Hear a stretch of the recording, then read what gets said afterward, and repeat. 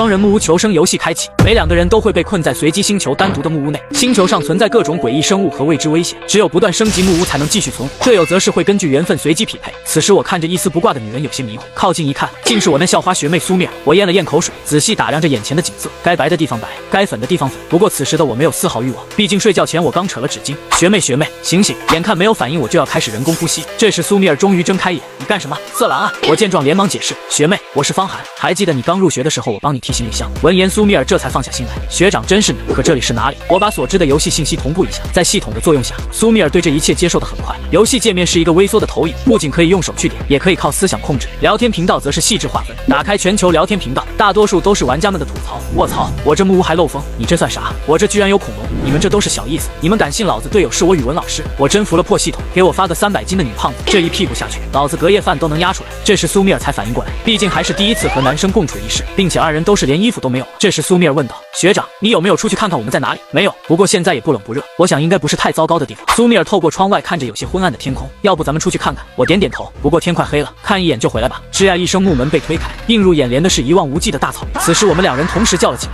完了，没吃的就算了，偏偏还饿。但这时我却见到一个箱子。苏米尔见状连忙查看混沌星生存法，如果你侥幸找到了资源箱，恭喜你增加了活下去的希望。星球上存在各种纪元地狱，每个地狱拥有不同的生物，他们会吃掉你，或者你也可以捕捉他们。学长快去看看，是资源箱。我们一溜烟跑过去，2人迅速把箱子抬回木屋，箱子上面有一颗星星的标志。苏米尔查看一番了解，这是一星资源箱，星级越高开出的东西越好。我直接打开箱子，是2块生牛排，虽然这箱子看起来破破烂烂，但是这肉居然是新鲜的。苏米尔看着带血的牛排也是不免眉头微皱，吃的倒是有了，可生的怎么吃？我巡视一周，看向那残破的桌椅，这样我们把那木椅子拆了，用煤油灯点火，简单的烧烤一下怎么样？可是这样不会把房子点了吗？没事儿，我有办法。我推开门开始拔草，每次拔起来都能带上来一堆的泥土，均匀的撒在地板上，这样生火就不会将木板点燃了。学长，想不到你还挺聪明的。很快木屋内升起烤排的香味，但就在此时，2只狼闻着味跑了过来，嗷的一声，让我们也是吓了一跳。别怕，他们进不来。我自信打开游戏界面，翻开混沌星生存法，从现在开始，你们有8天的新手保护期，木屋无法被任何外来生物破坏，当然你们自己可以破坏。看到这里，苏米尔也是大松一口气。我拿起半块烤熟的肉排递给苏米尔，先吃吧，吃完了睡觉。苏米尔一小口一小口的吃着肉，而我直接几大口就炫完了。这时苏米尔有些不好意思的问道，学长，你有水吗？我有点渴。这时我想起了系统的交易功能，每个队伍每天有3次交易机会，而换取资源只有次数限制，并没有单一上限，所以说必须利用好。我在交易市场搜索起有关淡水的交易，随便找到了一个卖家。兄弟，淡水怎么换？你有什么好东西能跟我换？肉。淡水哥看到肉字很是激动，他所处的位置是一片荒地，只有一个冒着泉水的清澈水潭。大哥，你居然有肉，虽然但是我只能分你一小块。淡水哥提出10升水换1斤肉。兄弟，你那边的淡水应该取之不尽用之不竭吧？可我这肉则是很珍贵，吃一块少一块，不如劳烦你多费些功夫给我弄个25升水怎么样？我可以分你1斤的牛排，不过是生的得自己烤制。如果后面还有合作的话，我也可以优先跟你合作。对方一听，原本觉得有些不合理，但仔细想想，他这边淡水根本用不完，4舍5入等于白条1块肉，毕竟相当于用取之不尽的水资源换取消耗品的肉。交易达成，双方将物品放到交易栏，确认无误由系统进行交换，所以不存在被对方坑的情况。兄弟，要是有肉记得再找我换。我看着储物栏的25升水有些发呆，偌大的房间愣是找不到一个可以装水的容器，最终只能把抽屉抽出来，用1升水冲洗一下，装了2升水进去，勉强能喝。我看了看系统的泉水介绍，未被污染的山泉水无毒无害，可直接饮用。我喝了几口后递给苏米尔，先凑合一下吧，明天天亮再出去找找看。苏米尔也不矫情，喝完后礼貌说了声谢谢。别客气，先休息吧，那几只狼他们进不来。说完我就准备原地睡下，我并不打算跟苏米尔一起睡床。看着眼前的少女，说没有想法那肯定不可能，只是任谁来到这鬼地方，第一反应绝不是干羞羞的事。未知星球、未知怪物以及明天能不能活下去，这才是我该思考的东西。苏米尔看着我躺在地上，他也是松了口气，若是对方强来，自己根本不可能反抗。随后他往靠墙的位置挪了挪，脸红道，学长，地上不干净，过来挤一挤吧。有这种好事我自然不会拒绝。就这样2人以一种奇妙的姿势躺在一张床上，苏米尔脸色持续涨红，而我这个正人君子则是在想明天外面的狼怎么办。第2天醒来，我发现2头狼并未走远，怎么办学长？别急，我透过门缝发现狼的体型很瘦小，况且这2只狼似乎饿了些许时日，我有信心对付一头。这样，你先起来帮个忙。苏米尔一见到我脸就不自觉地转了过去。男生早上难免会出现生理状况，我意识到这一尴尬情况，连忙拍了拍自己让自己清醒，冷静冷静，现在应该考虑怎么活下去，不能犯糊涂。随后我拿起一块碎玻璃递给苏米尔，帮我把这个草席划开，大概跟我小臂一样的宽度就行。苏米尔连忙起身红着脸去割草席，割好后我将草席绕着手臂做成护臂，一会儿我丢个树枝出去，然后你开门，只要进来1只狼你就立马关门，记住进来1只就立马关门，2只的话我没信心对付。苏米尔深吸口气点了点头，做足了心理建设开始行动。我丢出树枝，哐当一声，2只狼立马跑了过去。苏米尔一把拉开大门，2只狼先后朝着大门跑来，而我早已做好准备，1只狼先进来后苏米尔立马关门，可不料怎么也关不上，因为另1只狼将门给卡住了。苏米尔一惊，他深知不能将第2只放进来，于是他尖角并用死死抵住大门，卡住的狼不断嚎叫挣扎，一时间动弹不得。苏米尔焦急大喊：“学长快，我要坚持不住了！”此时狼死死咬住我胳膊护臂，我见机向前一个俯冲，用自己的体重将狼压倒在地，强有力的胳膊死死压住狼脖子，另一只手抄起碎玻璃就捅，地板瞬间被染成红色，狼很快濒死过去。我随即立马转过身，将那卡在门缝的狼脑袋用胳膊抵住，再次抄起玻璃将狼击杀。整个过程几乎不到1分钟，我累得大喘着粗气，心脏跳个不停。就在此时，一道空灵的声音响起：“恭喜您是全球前1000万名击杀凶猛野兽的人类，你将抽取独有天赋，检测到您是双杀，并且是全球唯一一队在3分钟内完成双杀，所以您跟你的搭档各获得一个天赋。天赋啊！”我听到瞬间不累了。天赋一鉴宝专家，你的地图中每天会自动标记2个资源箱的位置，并且你的鉴定功能会变成高级鉴定，能鉴别一些事物的额外特性。天赋2夺命猎手，当你在战斗时，你会进入狂热状态，你的反应会提高3倍，并且你的肾上腺素会飙升，对手的弱点会出现在你的眼中，使用太久会让你感到疲劳甚至昏睡，休息即可恢复。请分配你们的天赋。我心中一喜，我要天赋2。苏米尔也是开心道：“那我就鉴宝。”根据刚刚的提示，2人得知，目前即便是那前1000万名，他们的天赋也仅仅一个小队友。学长，这些尸体怎么弄？我将2具狼抬到桌上，随后递给苏米尔一块碎玻璃，这可全是肉啊！至少后面几天咱们不会饿死。苏米尔也是村里长大的，过年杀猪啥的见过不少，因此也大胆的分解起来。所有狼肉分解后放进了储物篮，储物篮有10个格子，每一个格子都能放100单位的东西，并且不会过期，这还不错。分解完了，我们出去找箱子。苏米尔微微一笑：“好的，学长。”这狼也太瘦了，分解下来2只狼也才40斤可食用部分。第1000万名的天赋已经分配完成，其余人获得低级天赋。混沌星求生之旅将正式开始。3天后，你们将面对的是饥荒，草本植物果树都将会颗粒无收，但并不影响野生动物的存活。饥荒持续60天，若是不想被饿死，就快去寻找食物吧。2人一愣，手中的动作也停顿不少。学长，3天时间我们得囤好60天的物资，并且7天后庇护所将不再受到保护。别急，咱们俩的天赋配合好，活下去应该问题不大。咱们这2天可以多弄点吃的，后面找人家换取资源。毕竟100亿人分布在星球不同的地方，总有不同的食物交换。我打开混沌星生存法，木屋灵星，目前无法抵御猛兽的进攻，升级条件木头100。正当我思考该怎么砍树的时候，一道机械音响起，新的一天开始了，已经为您发放了基础石质工具。翻看四周，在床底下发现2把石斧、石镐以及石铲。石斧可以用来砍树，石镐可以用来挖掘石头类资源，铲用来翻地挖土。苏米尔也是有些疑惑。翻开混沌星生存法，当你将树木拖到木屋旁边，树木会自行分解成小块。升级木屋可以帮你抵御野兽，以及解锁新功能供你使用，并且木屋的面积也会增加，这倒还不错。把树砍下来自动分解。走吧，我们先去找箱子。苏米尔当即打开地图，目前处于肥沃的青青草原，居住着一群不同寻常的家伙。2个标记是资源箱的位置，黑色区域为没有探索的地方。先去离我们近的那个吧，正好是在草原上。2人四处观望一下后，方寒拿着块碎玻璃就跟苏米尔出了门。箱子的位置大概是在前面1000米左右的草原上。学长啥时候能有衣服穿啊？苏米尔难为情地问道。我也是暂时移开目光，不知道啊，反正该说不说都已经看光了，也无所谓了。苏米尔顿时小脸一红，虽然但是话糙理不糙。我见状继续说道：“你放心吧，我们现在的目标是先活下去，我可没有失去理智，不会强迫你干啥的，当然我会保护你。”说实话，我自然滋生过某些邪恶的想法，但是很快就被否决了。第一呢，苏米尔是搭档，2人要一直生活在一起，在一起早晚的事。第二呢，就是如果真强来，万一苏米尔指不定啥时候坑他一把。苏米尔听完心中也是略微感激，甚至有一丝丝的崇拜起方寒来。他承认方寒不仅品行不错，而且能力也很强。对于好色，男的不好色那还是男的吗？苏米尔想到什么开口道：“学。”话还未说完，苏米尔整个人掉进了一个坑中，他双手强撑着洞口，避免继续下坠。方寒也是立马跑过去拽住苏米尔：“快，我拉你上来！”苏米尔使劲往外爬，可就在此时，一个冰凉刺骨的手抓住了他的脚踝。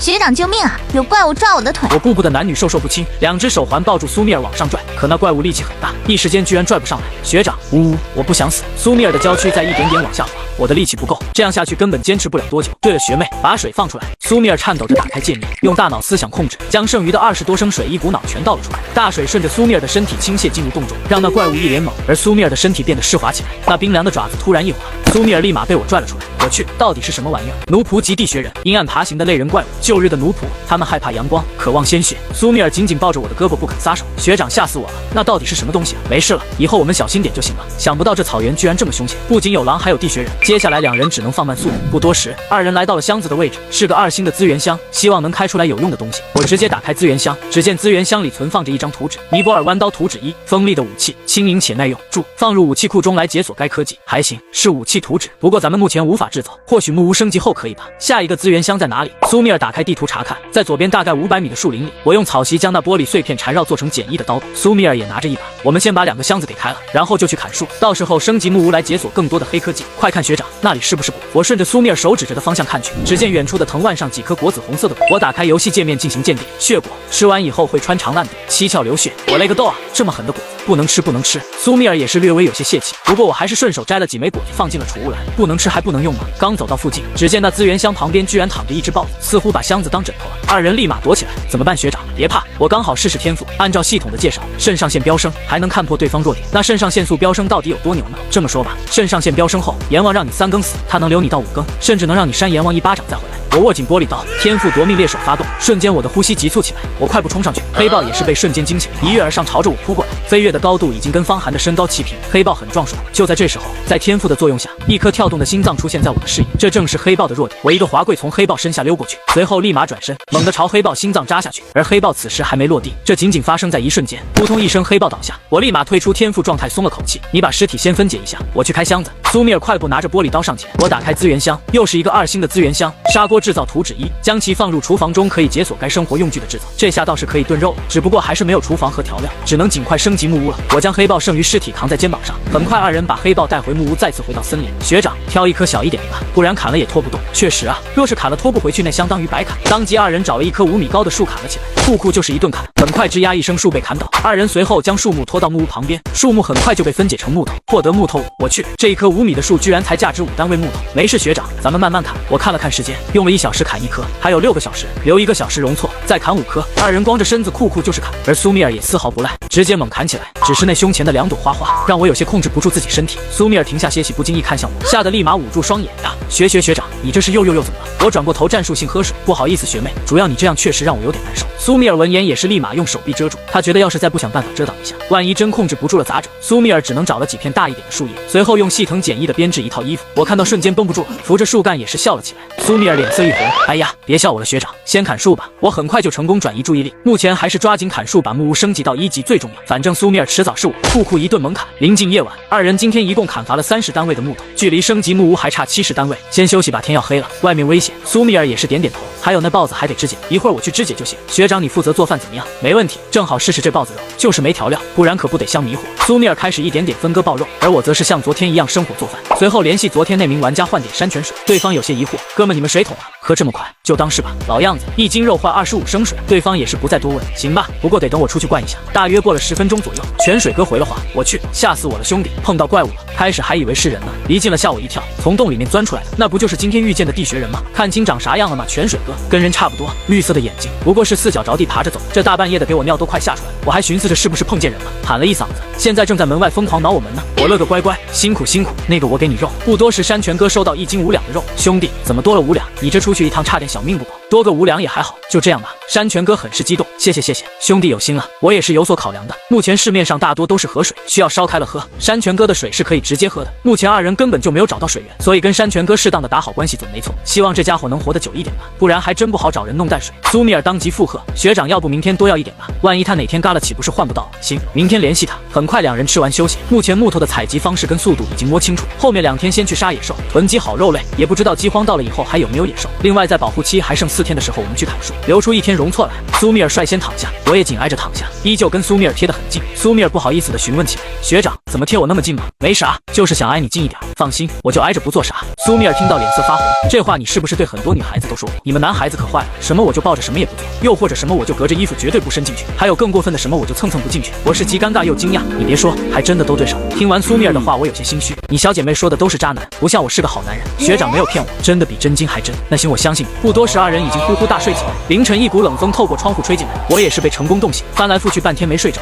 索性直接打开聊天频道，花园小区聊天频道。我去，我队友大半夜给我赶出来了，为啥赶你出来？赶你出来你就出来，你这也太没面子了。不是啊，我睡着被冻醒，醒来发现在外面，他现在不给我开门怎么办啊？在线等挺急的，你先别急。我直接艾特那人说道，你是不是强迫人家了？那人心虚没再说话，而下一刻焦急发了个语音，救命啊，有怪物朝我爬过来了。我一听就知道是地穴人，兄弟别急，那玩意不可怕，顶多就是把你吃了。对于这样的人，我并未同情，没没有衣服，再加上男女共处一室，做出这种伤天害理的事情，遭点报应也是应该的。第二天一早，我和苏米尔已经吃饱喝足，站在了门口。走吧，今天白天有9个小时，咱们去草原上转转去，看看有没有食草动物。苏米尔也是点点头。出发吧，学长。两人打扮成原始人的样子出发草原，二人很是小心，一边走一边用长一点的木棍不断敲打地面，避免掉进动物。学长，这2天弄点肉得换一点盐了，再不吃盐就该发晕了。那晚上我们问问看。继续往前走去，苏米尔发现地面上的草有被啃食过的痕迹。学长，你看这些草被什么啃了？我蹲下查看，一些牛羊味扑鼻而来。走，我们找找看。由于草原上有很多地方都被啃得光秃秃的，所以一些洞口也暴露无遗，这也加快了二人赶路的进程。在翻过一个小山包后，看见一群野牛，大概10几只，还有几只小牛犊。学长怎么弄？直接上马！我连忙按住跃跃欲试的苏米尔。这傻孩子，你看啊，这草原是不是有很多地穴人的洞？苏米尔眨着个大眼睛点点头。那你想想看，这群野牛能活到这么大的块头，你觉得你这样冲过去能抓得到吗？或者说你即便抓到，一时半会儿解决不了的话，总不能直接骑着它生啃吧？苏米尔也是觉得很有道理。那咱们怎么办？做陷阱。学妹，你真是越来越聪明了，咱们就做陷阱，说干就干。学长，这真的有用吗？不知道啊，看运气吧。我们现在啥也没有，想要抓牛太难了，但是只要挖个大坑，到时候他们一不小心掉下去就跑不掉了。只要捉到一头牛，足够我们吃好久好久了，哪怕耽误大半天也没事儿。二人拿着铲奋力挖掘，我打算先挖个坑，然后绕到牛群后方驱赶。牛一般会往自己熟悉的地方跑，而这边很多的牛蹄，野牛大概率会往这边跑才对。只要到时候有一只野牛不小心陷进大坑之中，那二人就发达了。忙碌了大半天，苏米尔也是瘫软的坐在草地上，腰酸背痛的，蹲着挖好累啊，歇一会吧。学妹，想不想躺在木屋啥也不干？想不想实现肉类自由？想不想活下去？想。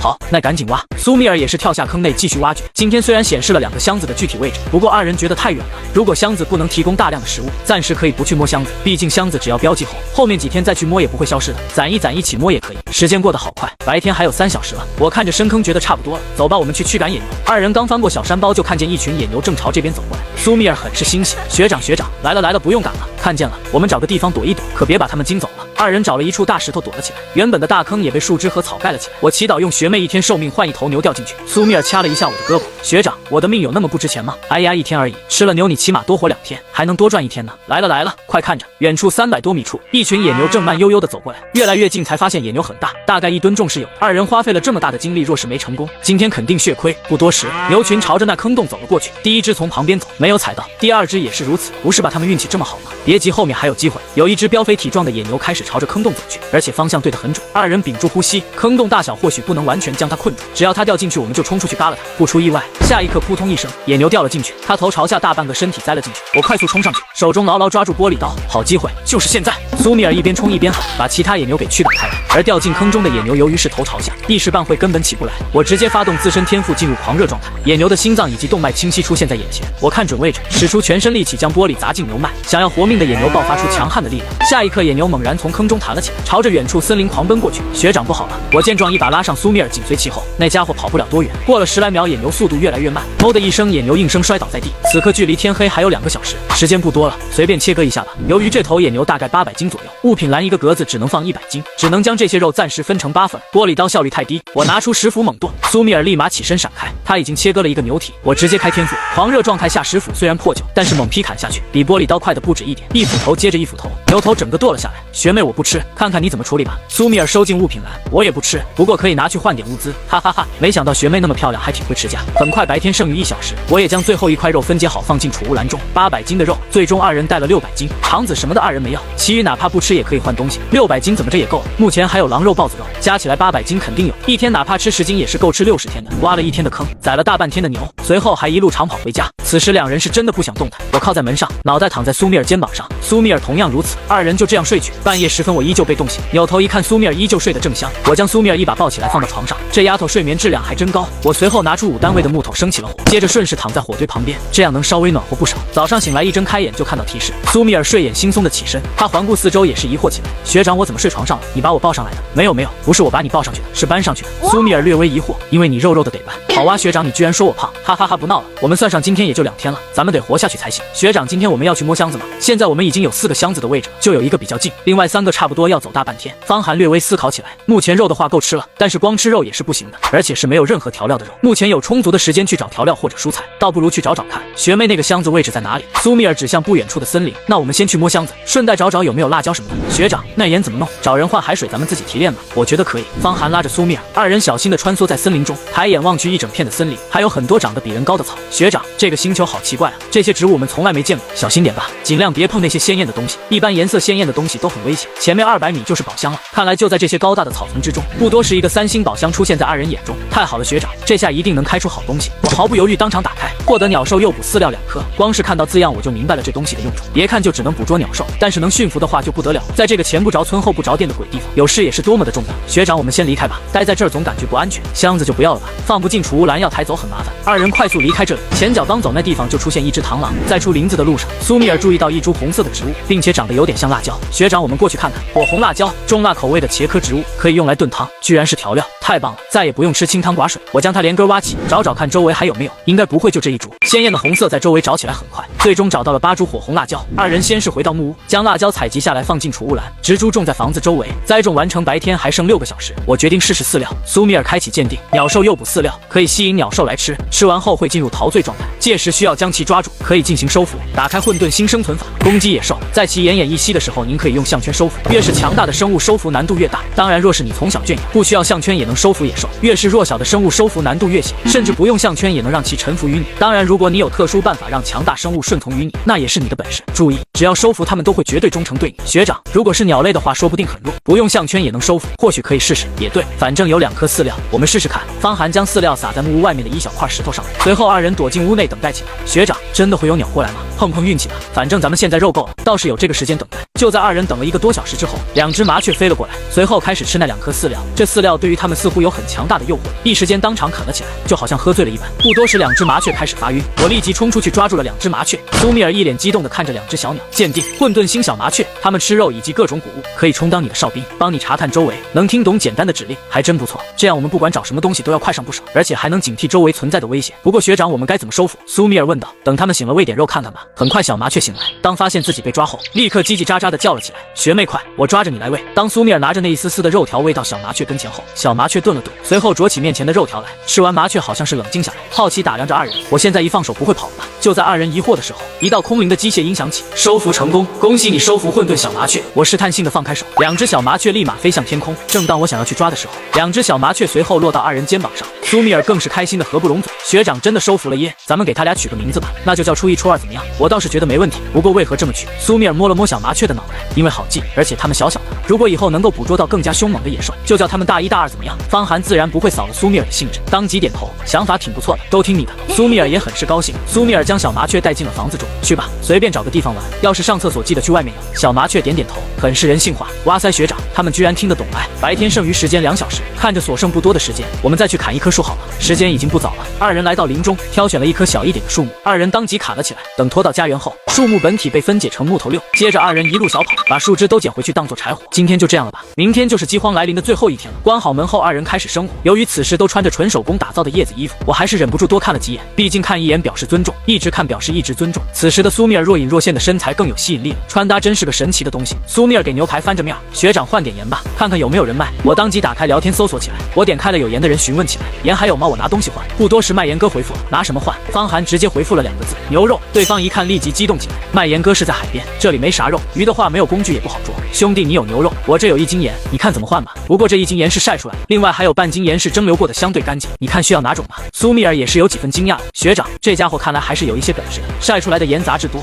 而且吃多了会有危害，但是蒸馏出来的就好很多了，换咱们就换好了，吃的健康，半斤蒸馏过的我全要，另外贝壳给我找一些，最好是大一点可以做锅的。对方一看方寒如此大开口，也是问道，这盐我提炼可是相当不容易，你拿什么换？一整个牛头够不够？牛舌牛耳朵我都没割。对方女伴一看方寒这么大，当即扯着卖盐哥的胳膊跟他换，天天捡一些贝壳吃，吃的我都要吐。卖盐哥也是立马回复，兄弟爽快，那就换。对了，那啥，你再给我搞个50升的海水没问题吧？卖盐哥也是一愣，他知道对方这是想自己提炼盐呢，当即否决，那样的话自己以后不就没啥交易价值了吗？不行，我也不惯着，你不换我找别人换，又不是只有你出生点在海边，要不是我想吃盐，你觉得一个牛头我能给你换？行吧，那换吧换吧。对方将盐放置在交易栏，方寒查看起来，蒸馏过的盐可以直接食用。方寒随后将牛头放了上去，按下确认由系统进行交易。交接。不多时，方寒又收到了2个大贝壳，每一个都有1个锅那么大，而且还有50升的海水。兄弟，答应你的海水跟贝壳一起给你。苏米尔撒上盐后，独特的香味引来了小麻雀、2个蝉鸟，一会儿就给你们分一点。不多时，二鸟以及2人都吃上了带有咸味的牛排。吃完好好休息，明天最后一天，希望箱子的位置近一点才行。这2天刷新的箱子有2个太远了，我觉得太危险就没去。森林外围都有豹子，那深处有什么呢？学长，要是明天箱子还是很远，咱们就砍树吧。可以，目前木屋太简陋了，如果赶上下雨还会漏水，确实应该进行升级。方寒吃着打开聊天界面，他很想知道其他人获得了什么样的天赋，毕竟如果以后遇见了，说不定会大打出手，能获取一点情报是一点。全球聊天，方寒搜索聊天记录天赋，哈哈，我获得了刀剑专精天赋，只要是刀剑我就能完全精通。劳兹获得了怪力天赋，我可以举起500斤的重物。本小姐获得了农妇天赋，任何可以吃的植物都逃不过本小姐的眼睛，并且种植后植物生长速度翻倍。你们都这么刁吗？我踏马获得的天赋是永不便秘，我天赋垃圾的我都不好意思说，让我尿得更远。还有我天赋还算有点用，我耐力提升不少，现在干活明显更持久了。方寒翻看着，其中除了一些显眼包之外，很多人并未去显摆，看来还是有很多逆天的天赋，以后碰见人得小心点才是了。方寒跟苏米尔躺在床上准备睡觉，学长后天饥荒就正式降临了，有点慌啊。没事儿，肉我们已经有了，明天上午我们去找野菜以及摸箱子，下午去砍树。那我睡了，晚安学长。苏米尔刚闭上眼睛，门外就传来地学人挠门的声音。苏米尔将脑袋贴近我胸膛，我也将胳膊伸过去给苏米尔当枕头。睡吧，不怕，还在保护期呢。方寒一早就拉着苏米尔的手，2人迎着朝阳准备去摸箱子。今天是最后一天了，我牵着苏米尔来到了箱子的位置。这次的箱子上面赫然有3颗星星的标志，运气还不错，居然遇见了3星的箱子。随着箱子被打开，一道提示音响彻2人脑海：获得木材50单位，已添加至您的储物栏。我去，50单位的木材。虽说木材不是多珍贵的物资，但是我俩1小时顶多获得5单位的木材，这下直接节约了10个小时，相当于1天的时间。方寒立马查看储物栏，目前储物栏中一共83单位木材，太好了，我们就差17单位的木材就能升级木屋了。学长，我们接下来怎么弄？继续找动物猎杀还是去砍树？学妹，你说我们率先击杀了白狼后获得了天赋，那如果我们率先赶在第一批升级木屋，会不会得到什么奖励？苏米尔闻言也是略显激动道：学长你可真机灵，毕竟目前大家都会去找吃的，花时间去升级木屋的肯定没几个，木屋还有整整4天的保护期，凑够100单位的木材其实不难，所以大部分人的想法绝对是先找吃的。2人迫不及待跑去森林，很快1棵接着1棵树砍倒，多砍几棵再一颗颗拖回去好了。不过这终究是个体力活，砍了一会，2人瘫软的靠在树旁。我打开聊天面板，山泉哥怎么样了？还活着吗？山泉哥也是立马回复，还没死，又有好东西换吗？有一点吧。牛骨头要吗？山泉哥略微皱眉，纯牛骨头也不是纯牛骨头吧，有补髓还有一些肉。山泉哥也是有些嘴馋道，也行吧，有总比没有的强，牛骨头好歹也是大补，那你还是要换水了。我思考一番，你除了水还有别的吗？没有了，今天逮了2只青蛙还不舍得吃呢。行吧，我要300升的水，那你耐心等一下，够我装很久了。你同伴呢？山泉哥闻言也是叹了口气，我同伴是我8岁大的妹妹，她先前帮我去水潭弄泉水，差点掉进去，现在我让她好好待在家里了。在我妹妹刚出生，爸妈就离婚了，只剩我跟我妹妹相依为命，他们每个月就打点钱给我，我也是眉头一皱，自己小时候要不是被养父母收养，当然人本来应该善良，但是不应该圣母心。山泉哥，你发誓你说的是真的？我发誓，夏国人不骗夏国人。我深吸一口气，随后发了牛大补过去，另外还有10克盐，让我拿肉送是不可能的，但是1点盐还是没影响，整点盐吧，有味儿一点。山泉哥连连道谢，来吧，继续砍，今天就能把木屋升级了。苏米尔也是连忙起身，不过刚一站起身来，一个荆棘藤蔓将他腰间的藤条给挂掉，树叶裙子自然而然也就掉落，白白的画面可想而知。我瞪大双眼，目不转睛。苏米尔略微脸红，在我坚定的目光中重新穿上。苏米尔嘟着嘴，奶凶奶凶的，学长好看吗？你眼睛都不眨一下。我假装咳嗽一声，学妹你想什么呢？我才没有看，我就是在发呆而已。苏米尔叉着腰鼓着腮帮子，好一个正人君子。那你以后别看了。别啊学妹，好看爱看。好了学长快砍树吧，反正你都看过了。2人当即砍了起来，在临近夜晚的时候，也是把砍下来的最后1棵树给拖了回去。目前物品栏中有105个木头，即便消耗100单位来升级木屋，还能余下5单位生火做饭。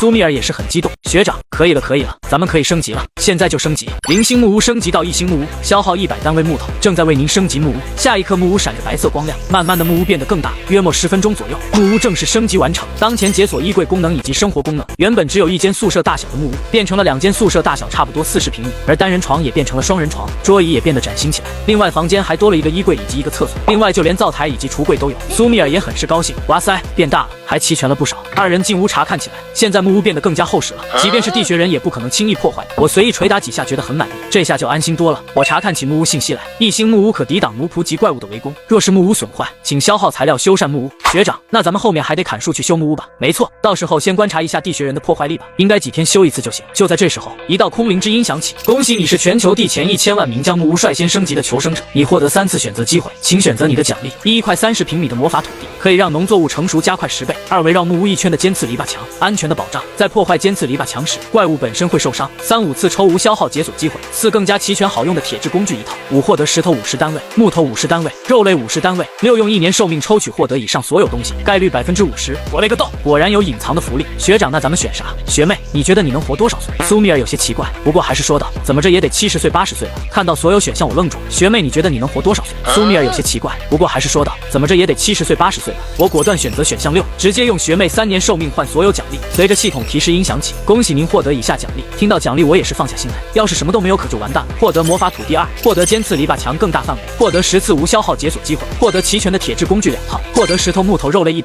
我听到数量大惊，这他喵的还是中了2次。苏米尔一脸懵逼，不是吧学长，我命没了。我一脸郑重地扶住苏米尔的肩膀，学妹你说要是没有这些资源，我们肯定活不到70对不对？苏米尔呆呆的点点头，好像是没错。所以嘛，你看现在有了这些资源，你算算是不是还赚了几十年？好像是有那么点道理。那麻烦下次用学长的好吗？万一真扣我命咋整？没事怕什么？又不扣我的命。学长你这个坏蛋大猪蹄子！我笑着将篱笆墙放置好，贴着木屋放了1圈后，再弄了一个围墙将木屋围在中间，如此双重保护绝对是安全的。接下来把魔法土地放置在大门2侧，不多时一块红色的土地出现在房子2侧。至于解锁机会，我还没搞明白怎么用。我打开系统界面翻阅，原来是用来解锁木屋的科技的。我打开衣柜的界面，一新衣柜，消耗20木头或石头进行科技解锁。当所有科技都解锁完毕，开启高等科技。而厨房同样如此。看来目前只能先把10次机会消耗完，毕竟迟早得用。学长一边5次吧，看看能出啥。我直接消耗5次解锁衣柜科技。恭喜解锁草鞋蓑衣木屐草帽草裙科技，都是些穿的，也还行吧。接着再次消耗5次解锁厨房科技。恭喜解锁砂锅补刀、石质炖锅砧板研磨工具，我还是挺惊讶的。补刀可比玻璃强多了。补刀的制作需要动物骨头，是否制造补刀？下一秒补刀出现在厨房的台子，我拿起锋利的补刀仔细打量，而苏米尔研究起衣柜来，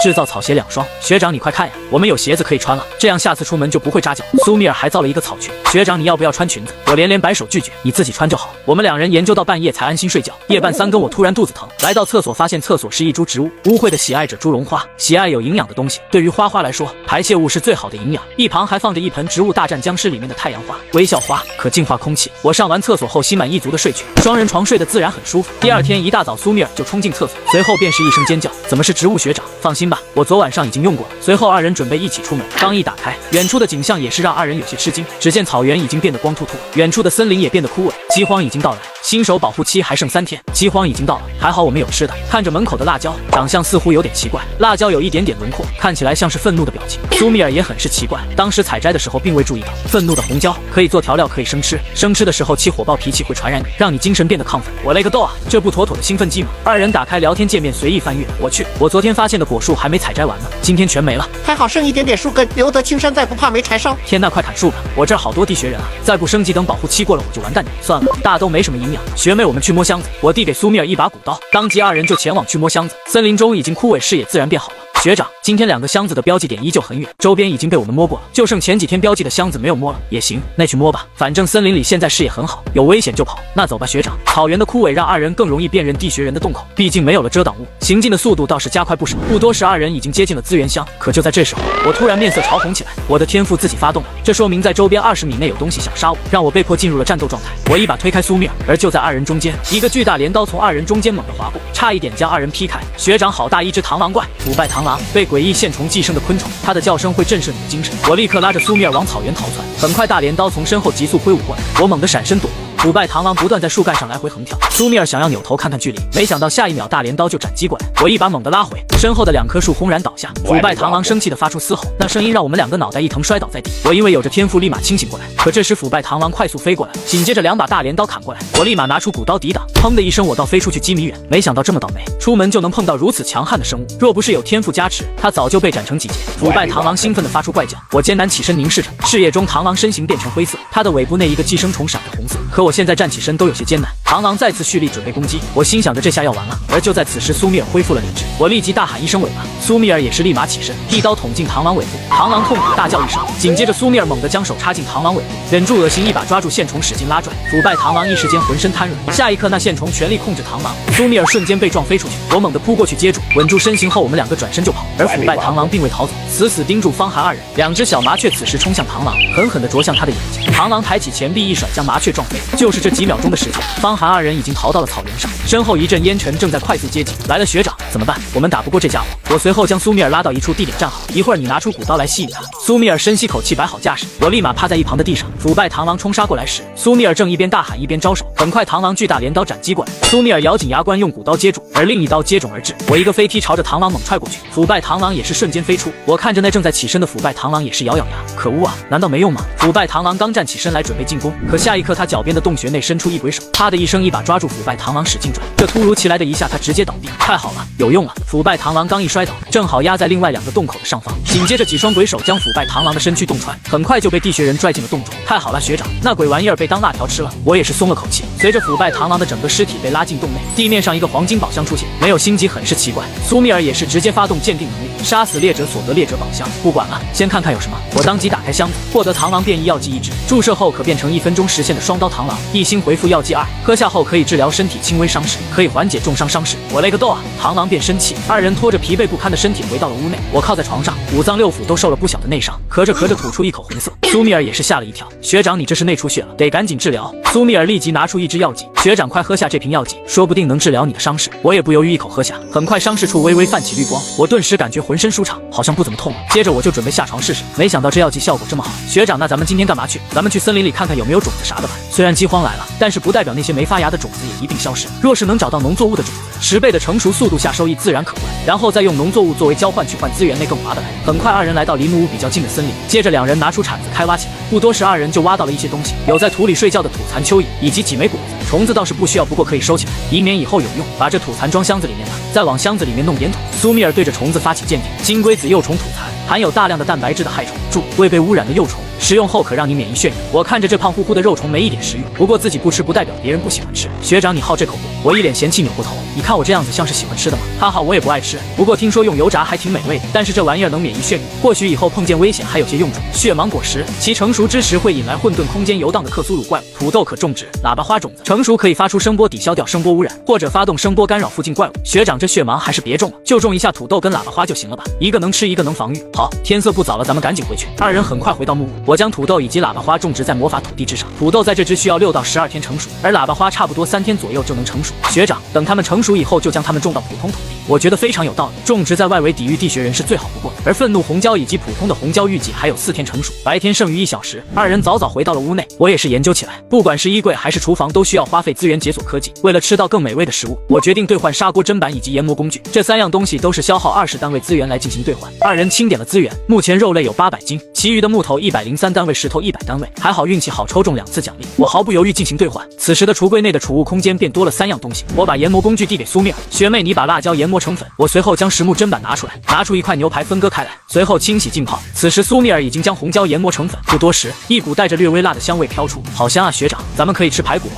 接着2人一边吃一边聊天。学长，这是我来这里吃的最开心的一次，确实不错，加了辣椒就是不一样。一边吃2人也是打开了聊天，班级聊天频道，你们有人吃上肉了吗？吃个毛啊！我连野兽都没遇见，况且遇见了野兽指不定谁吃谁呢。知道我队友是谁吗？英语老师，求你别再说了，我后槽牙都咬碎了好吧。而苏米尔也是跟自己的好闺蜜们闲聊起来，不过苏米尔脸色却有些难看。小米尔怎么了？脸色这么难看？苏米尔嘟着嘴巴抹了抹眼泪，没事学长。我直接起身坐到苏米尔旁边，看着聊天内容也是有些生气，这啥好闺蜜啊？而聊天记录上几个闺蜜骂得极其的难听。我搂着苏米尔的肩膀，没想到苏米尔也是孤儿。学妹别难过了，我来帮你回对他们。对这样的人，你越生气就越着了他们的道。我将厨房1锅牛排以及门口种植的农作物拍了个照片，毕竟大家谁也不知道对方位置。随后将图片发到群里，并且附上文字。不会吧，不会吧，不会还有人没吃上牛排吧？不会还有人连木屋都没升级吧？不会还有人没种菜吧？方寒一连串的图片发过去，让3人也是破了防。不仅如此，我还特意将牛郎肉全放了出来拍了照片。这么多肉怎么吃呢？吃不完，根本吃不完呢。随后又将盐以及辣椒末拍了照片。不会吧，不会吧，不会还有人没有调料吧？辣椒小盐一放，这滋味挠一下就上来了。寝室内3人看着这一幕也是羡慕妈了，我们一点也不羡慕，就这我们一点也不想吃，一看就不好吃，除非你发个几斤过来给我们尝尝，看看是不是真的。而我回复了3个字：滚蛋！3人直接破防。对于方寒的做法，苏米尔心中很是感动。学长，谢谢你替我说话。我坐在床边开玩笑道：一日夫700日恩，咱们都一张床睡几天了？天了，好歹也算同眠共枕的不是？苏米尔红着脸弱弱说道：“还不是夫妻呢，学长就爱逗我。”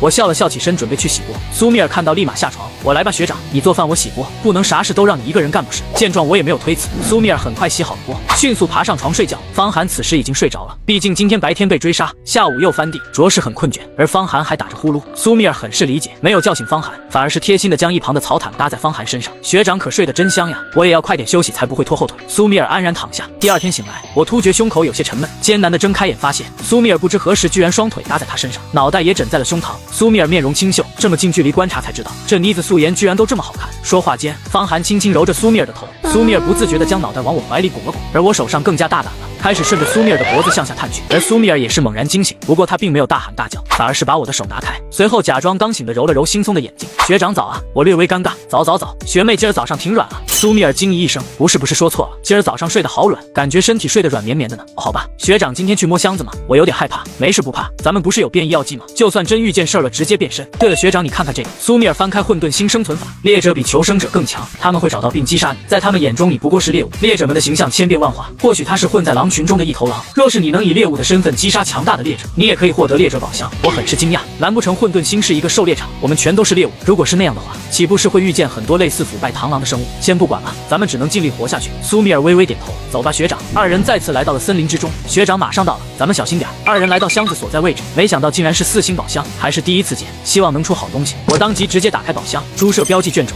使用后地图上会自动标记出离你最近的猪舍。猪舍卷轴使用后，你可以获得一次20单位资源的雇佣优惠券。这什么鬼啊，学长？我们先离开这里再说，回去路上再研究。一路上，二人翻看混沌新生存法。星球上存在着中立种群，若是你无意间发现他们的踪迹，你可以消耗足够的资源请求他们的援助，只要你给的报酬足够，他们会拼命。我毫不犹豫就将卷轴使用了，地图立刻出现一个猪头标记。学长你看，猪舍的位置不远，不过咱们现在用不着，有机会再去看吧。现在倒不如趁机去砍树，多解锁几个科技，以后还能开高等科技，那一定非常有用才对。二人继续来到老地方砍树，今天白天还剩下8小时左右，8小时二人大概能弄40单位木头。此时我查看木屋升级条件，升级2星木屋需要木头1000，石头1000。2星木屋可解锁武器库及工具台。我去，这些资源我们差不多要50天，而饥荒会持续60天。紧接着二人库就是砍，我时不时打开聊天界面查看，毕竟看别人的聊天也是每天少有的乐趣。我靠，我摸到一个箱子，竟然有2块肉，你这什么垃圾？我一次性摸到20单位的木头，我求你们别说了，我找了一天连根毛都没有，为啥我的字体在流血？我看到这里略微皱眉，接着赶忙翻看混沌新生存法。当你的字体开始渗血，证明你已经被方圆20里的猎者发现。随后众多人开始艾特那人，兄弟你这命不好啊，哥们自求多福。我回想起来，那腐败螳螂似乎也是猎者，不过我们是碰巧遇见，所以当时字体没有渗血。学长，咱们应该不会被猎者给盯上吧？应该没那么巧吧？二人索性继续砍树，即使被盯上也根本不怕，还有变异药剂可以使用呢。这时不远处突然传来痛苦的哀嚎之声，二人顿时一惊。学妹，你听见什么没有？苏米尔也是竖起耳朵点点头，好像是狼的叫声。那要不我们回去吧？怪危险的。我仔细倾听着声音并不算远，但是那狼的吼声却是格外的凄惨。苏米尔有些忐忑道：“那学长，我们去瞅瞅？”我觉得可以。如果是受了重伤的狼，或许我们可以将其猎杀作为食物。保险起见，先让小麻雀去瞅瞅。方寒吹了声口哨，屋顶的2只小麻雀立马飞过来。收到命令，小麻雀飞向狼叫声。很快，小麻雀飞回。经过系统翻译，二人也是明白了，是一只受伤的白狼，周围并没有其他野兽。那咱们去看看。二人立马朝着白狼的地方跑去，穿过稀稀落落的森林，来到一片林中。只见在前方的小土丘上，一只白狼正在哀嚎，它的腿已经断了，血肉上爬满了蚂蚁。学长，他好惨呀！我立即让学妹鉴定。落败的白狼王被新晋狼王挑战，遭受狼群偷袭落败。我看着为其感到不公，这白狼王也挺可怜的，居然被自己人背刺。学长，这家伙这么可怜，咱们还吃吗？我略微思考，看看能不能收服吧。狼这东西比人好，狼若回头不是报恩就是报仇，如果能收服那就救治，不能那就杀了当肉吃。不管怎么说不能白来一趟，但愿可以收服吧。我让小麻雀和白狼沟通一下，在叽叽喳喳一番后，白狼王瞬间燃起斗志，当即用尽全身力气跪倒在我面前。就在此时，一声提示音传来，收服白狼王成功。混沌星的生物一旦认主，比狗还要忠诚10倍。请为您的战宠命名。学长，让我来。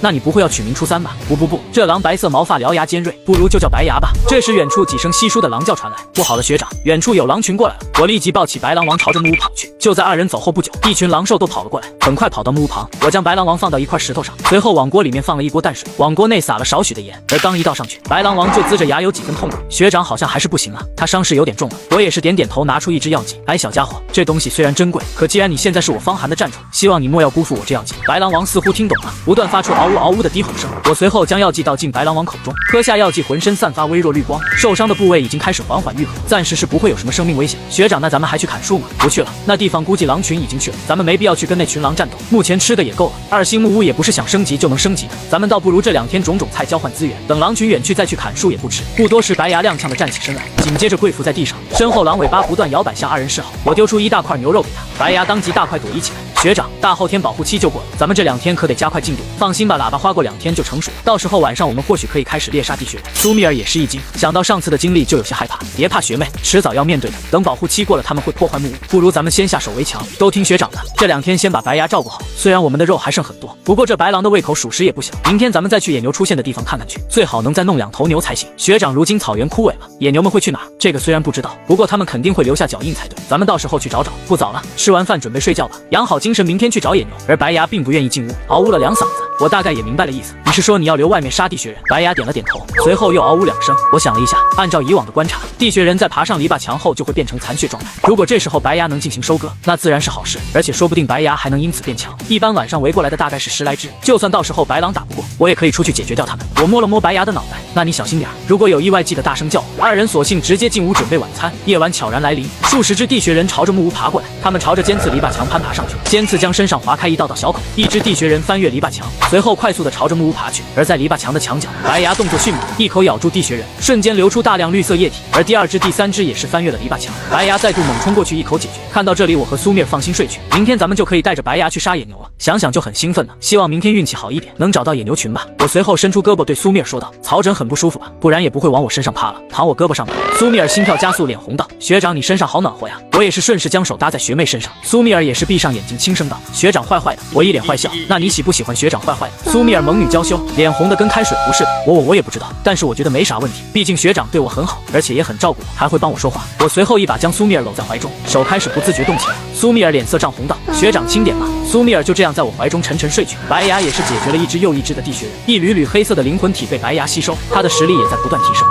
新手保护期还剩1天，请注意第1副本即将到来。廷达罗斯猎犬正在污染这个世界。我听完略微思考，现在我们能做的就是找吃的砍树。而此时的天空中出现一道道黑色的裂缝，顿时一股血腥的气息充斥着空气。2人也是有些发晕，理智下降到了90。翻看混沌新生存法，当理智衰减到0时，你会陷入彻底疯狂的状态，请保持你的理智。就在此时，天空中变得灰蒙蒙的，而那裂缝之中开始不断的飞出乌鸦，并且透着猩红的眼睛，让人感到头皮发麻。2人抬头注视片刻，突然像是被震慑了一般，理智再次下降到85。我立马移开眼睛，将苏米尔的脑袋也按下来。这鬼东西有问题。2人移开目光后，那一双双眼睛仿佛直射灵魂，仅仅看一眼就掉理智了。不过现在咱们在新手保护期，这些东西应该不会太危险，只要不看就行了。2人低着头继续前往牛群的方向，期望能找到牛的踪迹。一路上2人在聊天频道摸鱼，天空的撕裂让大家都至少掉了10点理智。我的心中也是有了一些紧迫感。明天最后一天，我们去猪舍看看去，必须去猪舍雇佣中立种族来保护自己。很快来到之前发现牛群的地方，脚印远处荒凉的草原自然是不可能的。那里没有食物，而另一头就是靠近旁边的森林。目前自己有药剂，还有白牙，过去寻找一番问题不大。2人一狼一头扎进森林之中，由于草木绿植枯萎，地面上的脚印倒是格外的显眼，一直沿着足迹追了1个多小时，终于2人听见了潺潺的流水声。映入眼帘的是一条小河，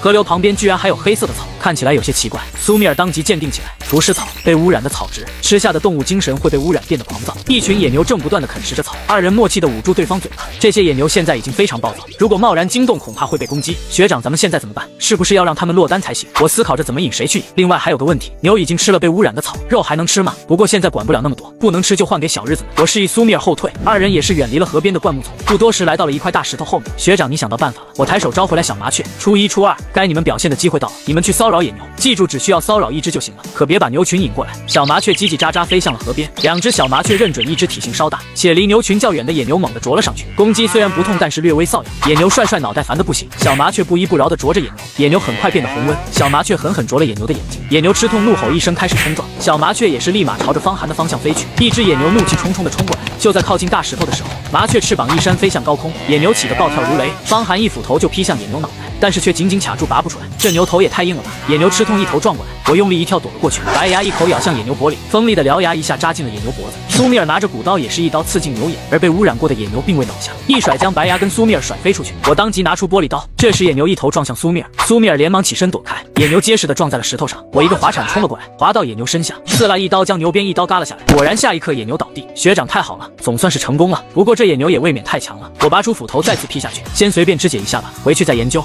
苏米尔点点头，熟练的切割起来，不过却发现这些肉泛着丝丝黑色。苏米尔当即对其鉴定：被污染的牛肉吃下后虽能填饱肚子，但是会污染你的精神，甚至让你产生拉肚子、呕吐等一系列不适。学长，这个肉不能吃啊！我微微皱起眉头，先分解吧，不行后面卖给小日子，这里面还有一些肉没有被污染，到时候分一分留着咱们吃。苏米尔很是认同方寒说法，毕竟死道有不死贫道，况且还是小日子。不多时，方寒带着白牙以及小麻雀回到了木屋之中，路途上还摸了个箱子，里面是一条鲜活的鱼。我试着将被污染的肉丢进砂锅炖煮起来，可结果依旧不能食用，看来只能找人给卖了。苏米尔略微清点了一下，100斤可以吃600斤污染的，虽然不能吃，不过交易却没问题，毕竟总有人还不知道污染肉。我当即打开樱花国聊天频道，有人要肉排吗？牛肉好吃的很，拿木头跟我换。方寒的消息立即让一堆人围过来，片刻不到就有成百上千的私信，我根本回复不过来，只能随机挑选了3个人，拉了一个4人群聊了一番，得知3人加起来30单位。我也是明白，这3个人已经升级了木屋了。我看着600单位的腐肉也是无奈，也只能换这么多了。后面都知道了，这肉难免销不出去了。那行，不过肉比较珍贵，1单位肉换5个木头怎么样？3人都觉得方寒是大大的好人。而随着方寒将肉放上去，对方也是疑惑起来：前辈，你这肉怎么是什么腐肉？吃了不会拉肚子吧？这么便宜不会有诈吧？由于对方只有普通鉴定，只能看见肉的名称，我想了想，立即开口：这是在死去的动物身上割下来的，所以是腐肉，但是只需要弄熟就可以正常食用，因为麻烦了点所以便宜，要是嫌麻烦我就找其他人还。这话一出，3人立马同意，生怕这便宜被别人赚了。交易完成，获得木头30，加上先前砍的已经有了120单位木头，距离升级木屋还很遥远，还不如先解锁科技对付眼下，毕竟新手保护期还有1天了。我决定留个至少20单位生火做饭，花费100木头解锁了5项衣柜科技，恭喜解锁！雨鞋科技、皮革手套科技、三角裤科技、短袖科技、短裤科技。我听到一脸懵逼，不过就在这时，一道提示音响起：恭喜您的衣柜10项科技解锁完成，获得1项高等科技负极披风，穿戴者每天恢复3点理智。我当即选择了用石头支付，换取负极披风1件，我立即装备，随后转头看向正在做饭的苏米尔：学妹，你要短裤不要？我换2条短裤。苏米尔听到这话，脸上微微一红：可以啊，有个短裤穿肯定是更好。我翻看衣柜科技，学妹你要3角的还是平角的？要不要红色的？穿着喜庆。苏米尔听到这话瞬间沸腾了，虽说已经坦诚相处了好几天，但是还是会害羞。那个3角的吗？颜色就黑色吧，比较耐脏。我当即兑换了2条短裤。很快2人吃完饭躺在床上，我将苏米尔抱在怀中：学长，明天是最后1天保护期了，你说后天会发生什么呢？面对苏米尔忐忑不安的询问，我能做的就是将其抱得更紧，管他呢，能活1天是1天，咱们一起努力把木屋升级，努力活下去。放心吧，天塌下来有我先顶着。苏米尔脸上微微一红，将脑袋往方寒怀里钻了钻：快睡觉吧，学长，今晚不许再动手了。今日白天持续时间为4小时，饥荒已经到来，今天过后保护期将消失，明天廷达罗斯猎犬降临混沌星，请努力活下去。学长，今天只有4小时，我们快点出发猪舍吧。2人一狼立马起身出发。学长，猪舍有一个箱子刚好不远，那正好连箱子一起摸了。2人很快走到一片树林，我查看地图上面的猪头标志，半小时大概走了一半，算上来回的时间，今天4个小时倒是做不了其他事了。学长，那我们加快脚步，没事别太着急，安全第一。我打开樱花国聊天列表，消息已经有99加了，不用想都知道是那3个倒霉蛋。点开一看，顿时心情舒畅，而其他信息也是昨天要肉的一些人。我这次倒是学聪明了，几百人全拉到群里架高者得，筛选了一下，目前木材多一点的3个人，分别是40、30还有35。我随后又把3人拉进去，原本3人踢了出去。学长你好坏呀，你是怕他们在群里告状吧？我揉了揉苏米尔的头，当然了，总不能坏了我名声，反正小日子又不是人，该坑就坑。很快交易顺利完成，获得木头105，这也太爽了，还是靠忽悠小日子来得快，就是可惜交易次数有限制。学长你就知足吧，咱们已经很幸运了。苏米尔拉着方寒的手朝着一个小土坡走去，上方是一个小木屋，学长那个似乎就是猪舍，走看看去。不过门怎么都打不开，随后敲了敲门，木门吱呀一声，2人赶紧后退，木屋中充满黑雾。我拿出卷轴将其丢进了木屋之中，片刻后没有任何声音。我靠，不会吞我卷轴吧？突然一道提示音响起，打开通道成功，您可以耗费肉类雇佣一个持续10天的生物帮助你。注意，该生物在生命受到威胁时会逃走，除非你给的足够多，它能为你死战。它绝对不会攻击你，但请你也不要伤害它，否则它会一怒之下委屈的回家。随后在2人懵逼的状态下，原本的界面多了一个雇佣功能，上面赫然写着3个大字：有了，似乎成功了。我点开猪舍，暴食的种族，他们可以为了吃的做任何事情，前提是你给的足够多。当前可雇佣的单位如下：奴仆级黑牙猪需要肉类100，战将级猪头屠夫需要肉类1000。当前您的木屋等级较低，更高层次的猪舍成员不愿意被你雇佣，他们说你给不起出战所需的肉。我靠，这他喵的还嫌我穷。不过也确实是这样，方寒2人目前腐肉还有570多单位，而正常可食用的肉类有850单位。我先拿出一些腐肉丢进了木屋之中，下一刻突然出现一只恐怖的大手，检测到您交付的为腐肉，被污染的肉类需要支付原价的2倍。没想到还真行，反正不能吃，200单位就200单单位吧。交付完成。随着提示音响起，一股黑雾慢慢的弥漫出了木屋，木屋四周顿时充满了黑雾。什么情况？我的黑牙猪呢？正在我疑惑的时候，黑雾被木屋猛地吸进去，随后木门砰的一声关上，而面前多了一头野猪，看起来十分的凶狠。学妹鉴定一下这野猪，奴仆高级黑牙猪，皮糙肉厚是它的代名词，锋利的獠牙是它的武器。当它全力撞向你的时候，你最好能躲开。注：黑牙猪免疫任何恐惧以及理智的攻击，因为它本来就没有理智。10天的时间也还行吧。目前咱们有奴仆高级的白牙，以及奴仆高级的黑牙猪，想来晚上的安全还是有保障的。学妹，我们赶紧去把箱子摸了回家，让黑牙猪开路。我命令黑牙猪走在前面。而就在这时，苏米尔注意到箱子的位置正在缓慢移动。我去，学长，箱子在移动，什么鬼？难不成前面有人？快去看看！我倒要看看谁敢抢我的东西。很快，二人已经找到了箱子，箱子正被一只黑熊好奇地拖下。方寒二人也是呆愣片刻。黑熊精，学长能打吗？黑熊可是会偷袈裟的，先鉴定一下什么实力吧。实力达到奴仆高级的幼年黑熊，别看他是幼年期，他一巴掌绝对能把你拍死。请注意，他的母亲也绝不是好惹的存在。熊不愧是熊，这才幼年期就有奴仆高级的实力，不过也还好，能杀。学长，咱们最好速战速决，不然他妈要是来了，我们怕是打不过啊。学妹提醒的有道理，我看金是个3星箱子更加想要了。白牙，你去吸引那黑熊的注意力。那个猪，我让你撞你再撞啊！黑牙猪哼斥一声表示理解，我招呼一声，白牙立即冲上前去吼叫起来。黑熊毫不在意，他不惧怕白牙，我让白牙骂得越脏越好。白牙随后叫得异常激烈，果不其然，黑熊立马心生怒意，砰的一声，一块石头被拍成2截。白牙灵敏的躲过，继续吼叫。我看着白牙叫得起劲，那阵势里面多少带点熊爸熊妈。黑熊一直受到挑衅，逐渐崩溃。白牙突然冲上去咬了一嘴的熊毛，黑熊气得不行，立马上前驱赶，屁股留给了方寒几人。好机会给我上，撞他屁股！黑牙猪哼哼2声，犹如一辆小汽车般撞向黑熊的屁股。只听见一声惨叫，黑牙猪的獠牙刺入熊屁股，这老六行为让黑熊又气又痛。黑熊忍着疼痛暴怒一声，可黑牙猪立马跑开，而其身后白牙对着刚才伤口又是一口。学长，咱们要去帮忙吗？咱们拿了东西开溜就行。苏米尔一把打开箱子，获得朝阳花种子1，随后招呼一声，我和苏米尔朝着木屋方向跑去。两兽跟黑熊僵持了片刻，很快追了上去。学长，那黑熊不会追过来吧？不会的，那家伙失血那么多，我们下次正好吃熊肉。我手上可还握着变身药剂，前提是那黑熊的家长别强到离谱。几人很快回到木屋，苏米尔将种子拿了出来，先看看什么效果吧。朝阳花种子，朝阳花每天会生产3颗阳光晶石，每颗阳光晶石可以让你恢复1点理智。苏米尔看着介绍，觉得算是捡到宝贝了。学长，这个好，咱们又多一种手段恢复理智了。先种下吧，说不定后面打副本会很有用。我感觉等旧日来临后，理智的恢复手段必不可少。毕竟当理智完全丧失，那活着也和嘎了没区别。由于今天白天只有4个小时，忙完二人便早早的睡下。方寒也是半梦半醒，明天到底会发生什么呢？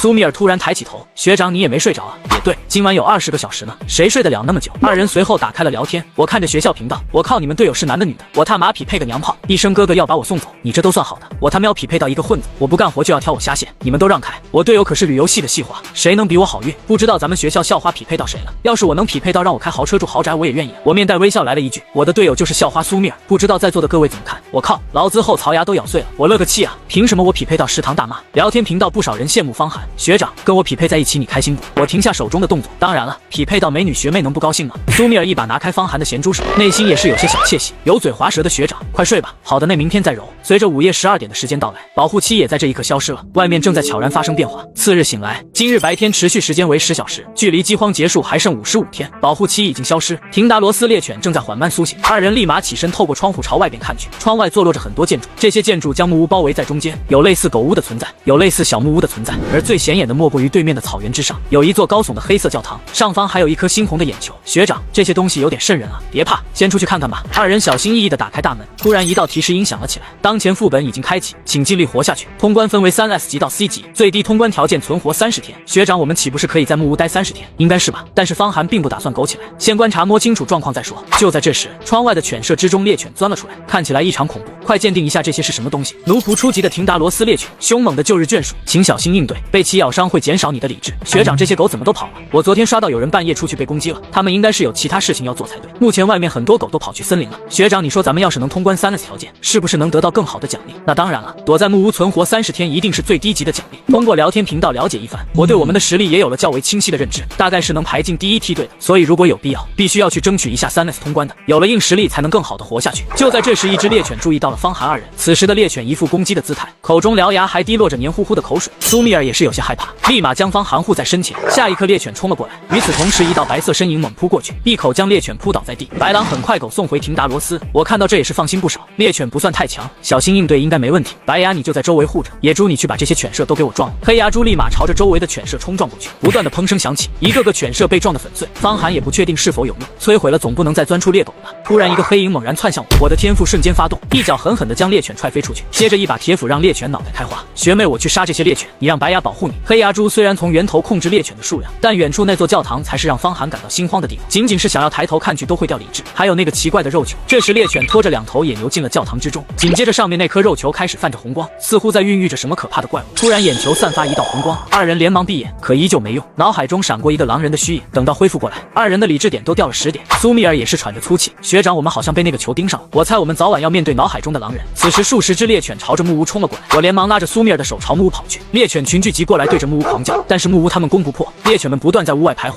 天空逐渐昏暗。苏密尔此时正在做着烤肉，方寒则是继续行骗，啊不是在进行交易。可是这几个小子居然变聪明了，我按照市场1半的价格换给他们，居然还说我是骗子，太没有良心了，还在聊天频道疯狂刷屏。小爷我不在樱花国卖了，我去阿三那卖还不行吗？随着1块肉换5个木头的消息发出，立马就得到了回应，你这价格很便宜啊，他卖的腐肉当然便宜了。方寒见到这话也是眉头紧锁，阿三的这群人怎么全知道腐肉啊？完犊子了，这下怕是不好忽悠了。就在我以为腐肉会压箱底的时候，一群人私聊我，全部都是要肉的消息，一下子给我干懵了。你们确定要换腐肉吗？对方也是回复，这有啥？吃1斤肉才掉1点理智，况且这肉跟我们母亲河比起来不要太干净，拉肚子不存在的，而且性价比也高，赶紧换吧。我转念一想，似乎也不奇怪了，阿三的母亲河早已给他们带去抗体，这区腐肉算什么？当即我直接进行了交易。太好了学妹，以后这腐肉不愁没销路了。交易获得木头95，目前手中已经有200单位的木头，距离升级木屋依旧很遥远。可是学长，木屋的升级可还需要1000石头呢，石头的话目前没人采集呢，很多人就只采集了木头。还记得咱们之前去的猪舍吗？那里不是有很多碎石，到时候运一些回来就是。我随后躺在床上思考着接下来如何应对，而此时门外的猎犬也是离开去狩猎瘾，只剩下几只。走白牙，出去杀猎犬。我提着斧头冲了出去，零星几只猎犬看见立马就扑了过来，可开了天赋的我根本不怕，我和白牙配合猎杀猎犬，而犬舍之中还在源源不断生产。就在此时，那些稍微大一点的小木屋之中开始出现一只又一只的双头猎犬，我也是看得头皮发麻。白牙快走！一狼一猪一人立马窜回了木屋，我靠，2个头先打哪个好啊？这也太离谱了吧！苏密尔立马看向窗户外面的双头猎犬，开启鉴定。奴仆终极双头血狼，喜欢折磨猎物，会将看见的一切生灵蚕食。学长，这是奴仆终极的，不过这2个脑袋不好弄啊，砍一个另一个脑袋就会咬过来。算了，还是先吃饭吧。目前1星木屋耐久度剩余95%，修复需要木头5。我再次打开聊天频道的时候一脸懵逼，全球聊天当前存活90亿，这才刚第1天就赶了10亿人，这些人都不知道狗了吗？而看到聊天也明白了原因，我这儿连木头都没有，根本升级不了木屋，这踏马零星的木屋根本守不住啊！兄弟们，我直接原地去世。我海边就没有树，那么多人都不懂木屋重要，不过与我无关了，毕竟反正自己是安全的，而且也没有家人。至于亲戚啥的就更不在意了，毕竟亲戚没几个看得起我的。就在这时候，方寒收到了姑姑发来的信息，小寒啊，你有没有多的肉，能不能换一些给姑姑？我眼神立即透露出一丝怒意和厌恶，不由得想起上学时候他帮忙申请助学金，他主动提出去办，最后发现居然是姑姑的卡号，后面找他要就是耍赖不给。想到这我当即回复，我有且可以免费给姑姑。对方一听这话，当即高兴的合不拢嘴，哎呀，还是小寒好，姑姑可真没白疼你。我拿出1块腐肉，既然你要，那我就给你就是了。姑姑，今天我的交易次数用完了，明天一大早我就给你刑部。对方为了吃的也只能妥协，我真是后悔把交易次数用完了，不然直接让你拉肚子拉个半死。此时黑夜即将降临，猎犬们也渐渐退去，深夜万籁俱寂的时候，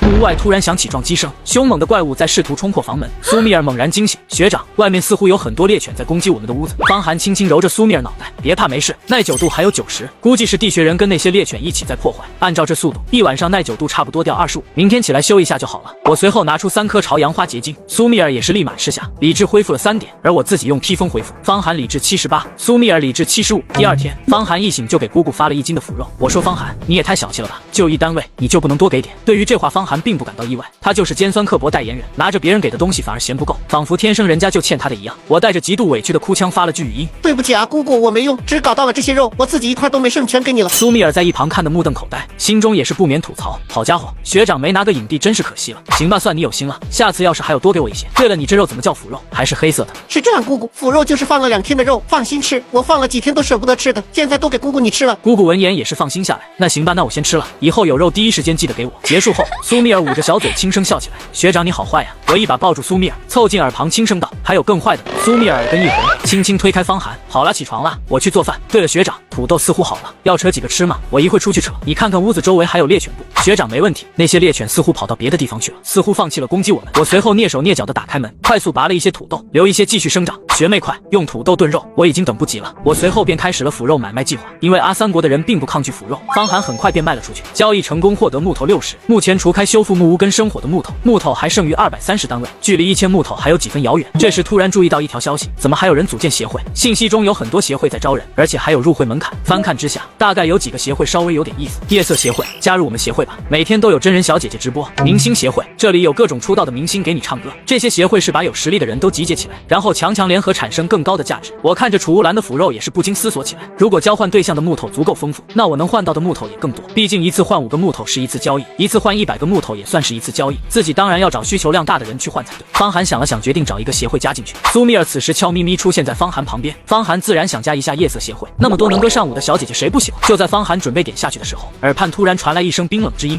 学长，你要是加了夜色协会，我以后就不跟你贴了。我一激灵，连忙打开了解密者协会。胡说什么呢，学妹，我刚只是不小心点错了而已。我要加的是解密者协会。苏米尔目光阴冷问道：你确定吗，学长？当然了。听到这，苏米尔立马恢复了和煦的笑容。那就好，我就知道学长专一。我一本正经的连连点头。学长真好，一会儿我亲自喂你吃土豆炖肉。随后苏米尔继续去做饭，我也是吓出一身冷汗。没想到苏米尔还管得挺严的，难不成跟理智的减少有关？苏米尔一边撒着盐，一边在心中质问着自己，为什么我会吃醋？难不成我真喜欢上学长了？方寒这边已经成功加入解密者协会，我来瞅瞅这些家伙说什么。解密者协会目前只有100多人，协会会长是夏国一个警察。按照他的介绍，他原本是夏国的破案专家。大家好，我叫司空兰，大家都是比较有能力的人。这个协会大家可以作为资源交换平台，也可以作为攻略平台，欢迎大家提供关于有用信息，请不要闲聊。我直接发消息问道，请问有没有关于这次副本通关的线索？群中一个助理立马进行了回复，关于目前的一些资料都在公告里，30天通关条件并不难。据了解，很多地是没有地穴人的，还有地方天气极端，猎犬行动受阻。平均来看，木屋每天顶多损耗10%，30天也就是300，所以很多人只需要210单位的木头就能苟30天。猎犬杀的越多，估计评分会越高。教堂上的肉球推测是最终 BOSS， 但是一定要小心，一个教堂范围会有3组玩家，周围有玩家可以联系他们一起合作。那颗肉球内的轮廓，据我观察是一个狼人，或许最终的目标是斩杀他。我看完一脸懵，不知道这个司空兰是怎么进入教堂的，看来他还是有点东西的。不过我周围居然还有2组求生者，看来他们应该是在教堂的背面了。我一顿翻找之下，在聊天界面找到一个附近，看着窗外的狗舍，我决定联系一下，看看是否能联手通关。很快一对回复，他们此时根本不敢出门，毕竟冒险不是人人都敢。另一组却有不同的想法，你的想法很不错，或许我们可以联手获取更高评分。根据聊天得知，第一个队伍是2个男人，这可得多留个心眼，毕竟2个男性战斗力肯定不弱。而另一组是一对姐弟，姐姐上高3名叫林雪，弟弟高1林阳。庆幸的是，这2组求生者都有些东西，木屋升级了也并不缺吃的。学长，这2个孩子太单纯了，居然敢直言不讳的说年龄，这不是摆明让人抢吗？此时林雪在群里问道，我跟我弟弟存了很多果子，你们有肉吗？我想换一些。我回复肉不多，只能等明天刷新交易次数。经过一番交流达成合作。与此同时，教堂背面的一处木屋内，2个浑身长满横肉的男人正在一起商议着什么。我们先假意合作，对方是4个小孩，其中还有2个女性，等合作通关后就把他们抢了。而且我还有小刀精通的天赋，嘎他们不是难事。方寒此时也有自己的考量，那一对姐弟要么真单纯，要么是骗人，但是那一组男性肯定要提防。学长，咱们去猎杀猎犬吧。那教堂的眼睛似乎消失了，我去真没了，要不咱们尝试靠近一下。2人俯着身体朝着教堂走去，身旁还有黑牙猪以及白牙。不过走了没多远就被猎犬发现了，2人立刻转身逃跑，不料又被前方猎犬包围，一番缠斗，2人只好返回木屋。我一屁股坐在床上，想破脑袋都不知道那司空兰到底怎么进去教堂的。或许和学长猜测的一样，他应该有某种天赋才对。就在一筹莫展之际，解密者协会更新了公告，我已经找到了大家通往教堂的方法，只要猎杀一定数量猎犬时，便会掉落一把钥匙，拿着钥匙就能进入教堂，并且猎犬不会攻击手持钥匙的人。这条线索对于方寒来说格外重要。此时一个瘦弱女人从床上爬起来，看起来很疲惫，还好今天的2次推演有所收获，不然就又得等到明天了。男人关心道，蓝妹你不再睡会儿？不必了，我已经将消息公布出去了，咱们也得快点猎杀猎犬，早点获得钥匙。方寒在得知司空兰的消息后，就开始清剿木屋附近落单的猎狗。对于双头猎犬，我还是见到就跑的，那玩意儿不太好打，毕竟2个头，砍累就吃2颗土豆炖肉。此时我用5单位的牛肉给姐弟2交易10个火龙果，吃一个吧学妹，吃点水果能让皮肤变得更 Q 弹，还能换换口味。苏米尔接过火龙果咬了一口，学长，这个火龙果真不错，饱满多汁。我看向苏米尔微胖的上半身微微脸红，确实很饱满多汁，就是不知道这玩意儿好不好种植。可以种植，火龙果的籽有几率长出新的植株。我随后将火龙果籽种到魔法土地，希望能长出新的植株来。火龙果不仅甘甜倍大，而且吃了第2天上厕所绝对很顺，这一定能卖个好价钱。对了，土豆或许也可以拿来交换。我打开交易频道，有人需要土豆吗？拿石头或者木头换。不多时，一堆消息轰了过来，而姑姑已经发了99加的语音过来。我清楚60秒是系统的极限，不是姑姑的极限。我当即给她回了过去。姑姑，想不到你这么关心我，连着发了这么多语音信息啊，要不再来一块？随后立马将其屏蔽，接着打开求购土豆的消息，找了一个有想拿石头换的聊起来。你有多少石头？兄弟，我这边是一座矿山，你要多少我就有多少，只是得去开采就是了。我略微一愣，好家伙，你运气不错啊！石头哥叹了口气，有单一的石头也没啥用，不知兄弟你的土豆怎么换？土豆是可以种植的，可以作为种子，这样就能得到更多土豆，所以一颗土豆换20个单位的石头。石头哥略微思考，答应下来，可以是可以，不过我要换5个土豆，我这边给你100单位石头。交易成功，方涵开心不已，100石头到手。见石头哥那么爽快，方涵将石头哥添加为好友，以后有需要继续交易。石头哥爽快答应，毕竟目前双方都有所需，长期合作也是必要的。只要有足够多的土豆，换到1000单位的石头早晚的事。早上听着猎狗挠门，方涵则一脸淡定吃着土豆。学长多吃点，吃饱了就有力气杀猎犬了。说到吃，苏米尔这才想起一件事，白牙还没喂呢。我从储物篮拿出几块肉丢给角落的白牙，黑牙猪发出哼哼的声音，似乎在说：“猪不是人啊！”哎我去，雇佣过来的家伙还得喂饱，还好这家伙连腐肉都吃，也不知道还得嘎多少猎犬才能获得钥匙。按照司空兰所说，消灭猎犬就能获得通往教堂的钥匙，但是已经嘎了50多只了，连毛都没见着。这个消息也告诉附近2队玩家了。接下来的时间，我不断的斩杀猎犬，打几只就往回跑，交易也从未停下来。就在这时候，林雪发来消息：“大哥哥，我们已经获得钥匙了。”这话让我一愣，我连钥匙的影子都没看见，对方怎么就获得了钥匙？啥玩意？你们怎么这么快？我也不太清楚，似乎是看几率报的。不过这钥匙有说明，凡是选择进入教堂的求生者，生死勿论，要么死要么活，无法通过任何其他方式逃生。我想了想，这意思也就是进入教堂的只能通关，不然就是死路一条。谢了，等我报钥匙我再联系你们。虽然对方报钥匙报得早，但是自己消灭的猎犬这么多肯定有用，就算后面一起通关，自己的评级肯定也是最高。接下来我依旧带着白牙和猪一起战斗，战斗持续了很久，也干掉了不少猎犬。我真服了，怎么还没报钥匙？就在吐槽之际，一只猎犬猛扑过来想要咬我，我一斧头下去，随后一把金色的钥匙终于出现。方涵也是一喜，刚说完就来了。接下来就等最后一组求生者回到木屋内，我开始清点物资，木头400，石头300，肉类600，腐肉200单位。学长，咱们距离升级木屋又近了一步呢。没错，这2天就待家里就行，等最后那组得到钥匙，我们就一起去教堂。苏米尔有些担心，你说咱们能平安出来吗？我摸了摸苏米尔的头，当然没问题了。如果难度真那么大，那就没必要存在了。这2天我们就恢复好状态。按照方涵的推断，以及在世界频道中聊天所得，自己的实力应该能排得上第1梯队。如果自己都无法通过，那这个教堂还真没有存在的意义。下一集且看我们如何进入教堂。学妹，我们采点辣椒做成辣椒面吧。苏米尔直接拿出一大把干辣椒面。我去，学妹你啥时候准备了这么多？这几天没事就弄了一些。我将辣椒面分成2份，准备卖一部分，对于喜欢吃辣的人肯定能卖个好价格。我打开了交易界面开始询问，很快就有几个人联系了我。兄弟，辣椒怎么卖？10单位的木头换10颗辣椒面。我知道这个价格是血赚的，可这混沌星辣椒堪比黄金。对面犹豫片刻，开始了讨价还价，便宜点呗。你这辣椒面又不是金子，10单位的木头就换1小撮，我也懒得去掰扯。辣椒面可是历经千辛万苦得来的，这儿可是混沌星。沉默片刻，几人不约而同的要换，交易成功，获得木头40。此时苏米尔端来了炖好的肉，学长先吃饭吧。不得不说苏米尔真的挺贤惠的，颇有几分贤妻良母的风范。浓汤牛排炖土豆加上少许的盐和辣椒，要是谁娶了学妹你，绝对血赚啊！长得好看不说，还这么贤惠。苏米尔顿时小脸一红，真的吗？我就是这样想的，可惜我太穷了，没车没房。苏米尔看向方涵，如果有人能跟我一起去吃路边摊，陪我去买打折的衣服，只需要陪着我，哪怕他很穷我也愿意，穷也可以过得很幸福。我愣了片刻，没想到苏米尔是这样的想法，或许跟他的生长环境有关吧。学妹放心吧，只要我们好好的活着，你想要的东西我都会为你争取。苏米尔心头微微一暖。夜深，我将苏米尔抱在怀里，他也已经习以为常，只要手上的动作不太过分，他都不会反对。我也知道苏米尔还没准备好，自然不会自讨没趣，索性就在其他地方摸索，只不过有时候压不住枪，有些痛苦罢了。苏米尔突然将脑袋凑到方涵跟前，学长又有什么坏心思了吗？我没有说话，转而将苏米尔紧紧抱住。放心吧，学妹，我能控制得住自己。苏米尔也是很想帮助学长，可不知道该怎么去帮，目前还没有现身的想法。万般纠结之下，苏米尔脸色涨红起来。学长，我会帮你的。接下来内容可在小说观看。由于大家都不喜欢，我为大家直接跳过。这一晚2人睡得都格外舒服。好几天过去，人都等麻了，那2个家伙怎么这么慢？还没找到钥匙吗？黑牙猪都已经回家了，苏米尔则是在白牙的护卫下给蔬菜浇水。那些猎犬对小木屋的进攻欲望早就大大降低，打又打不过，骂也没白牙骂得脏，然后他们还毫无办法。就在这时候，信息来了，小兄弟，我们也开到了钥匙，现在大家都有了，一起进教堂吗？我听到瞬间就精神起来，我们各自收拾一下，一会儿中午准时出发前往教堂。3队达成约定。此时刀疤男擦拭着手中的小骨刀，把刀收起来，先用斧头好了。你有小刀精通的天赋，暂时不要暴露，等待时机再出手。那群家伙绝对想不到，早在6天前我们就已经得到了钥匙，要不是为了保证万无一失，也不会拖这么久了。快将木甲穿好，等关卡一过就把他们抢了。我将武器食物都放在储物篮中。学长，那几个人值得信任吗？放心吧，我打从一开始就没有完全信任他们。苏米尔略微愣了一下，不愧是学长，那教堂我们单独前往肯定危险，但若是有人给我们探路，那肯定更好。而咱们的底牌还有变异药剂，以及我的肾上腺天赋，他们绝对不是我的对手。这一番分析让苏米尔也放心不少。好了，出发吧。另外2组想必已经出发了。一出门，周围的猎犬纷纷围了过来，我立马拿出钥匙，猎犬奇妙的纷纷散去。这次空蓝果然有点东西。苏米尔在一旁冷不丁的来了一句：“看看学长，还是这个协会有用，比那什么夜色好多了。”当然了，夜色其实也挺不错的嘛。我捏了捏苏米尔的脸蛋，你说的都对，没想到你还是个醋坛子呢。苏米尔一口咬住方涵手臂，我立即服软认错，别咬了学妹，错了。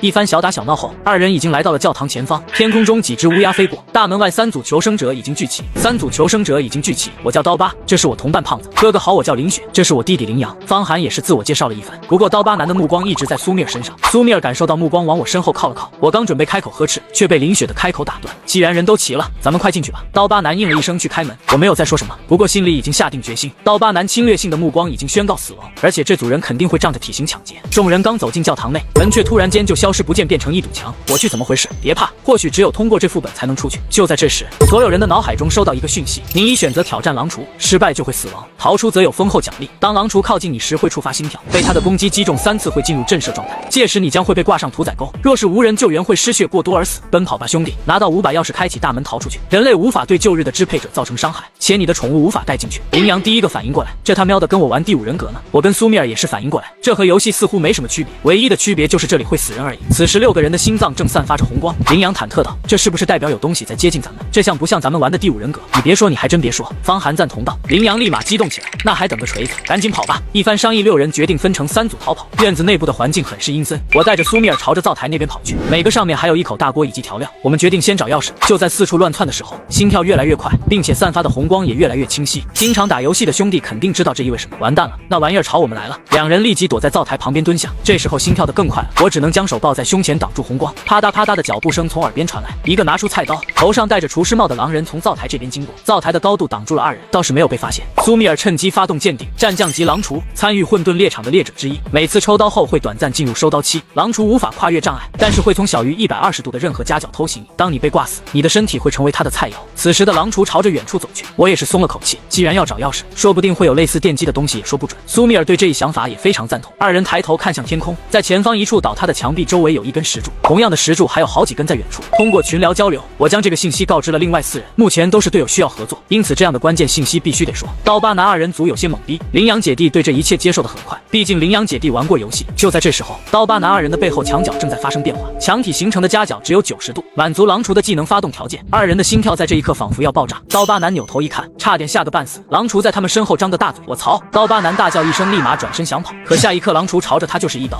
刺来一声，背部直接出现一个大口，他的理智也在这一击下减少了1/3。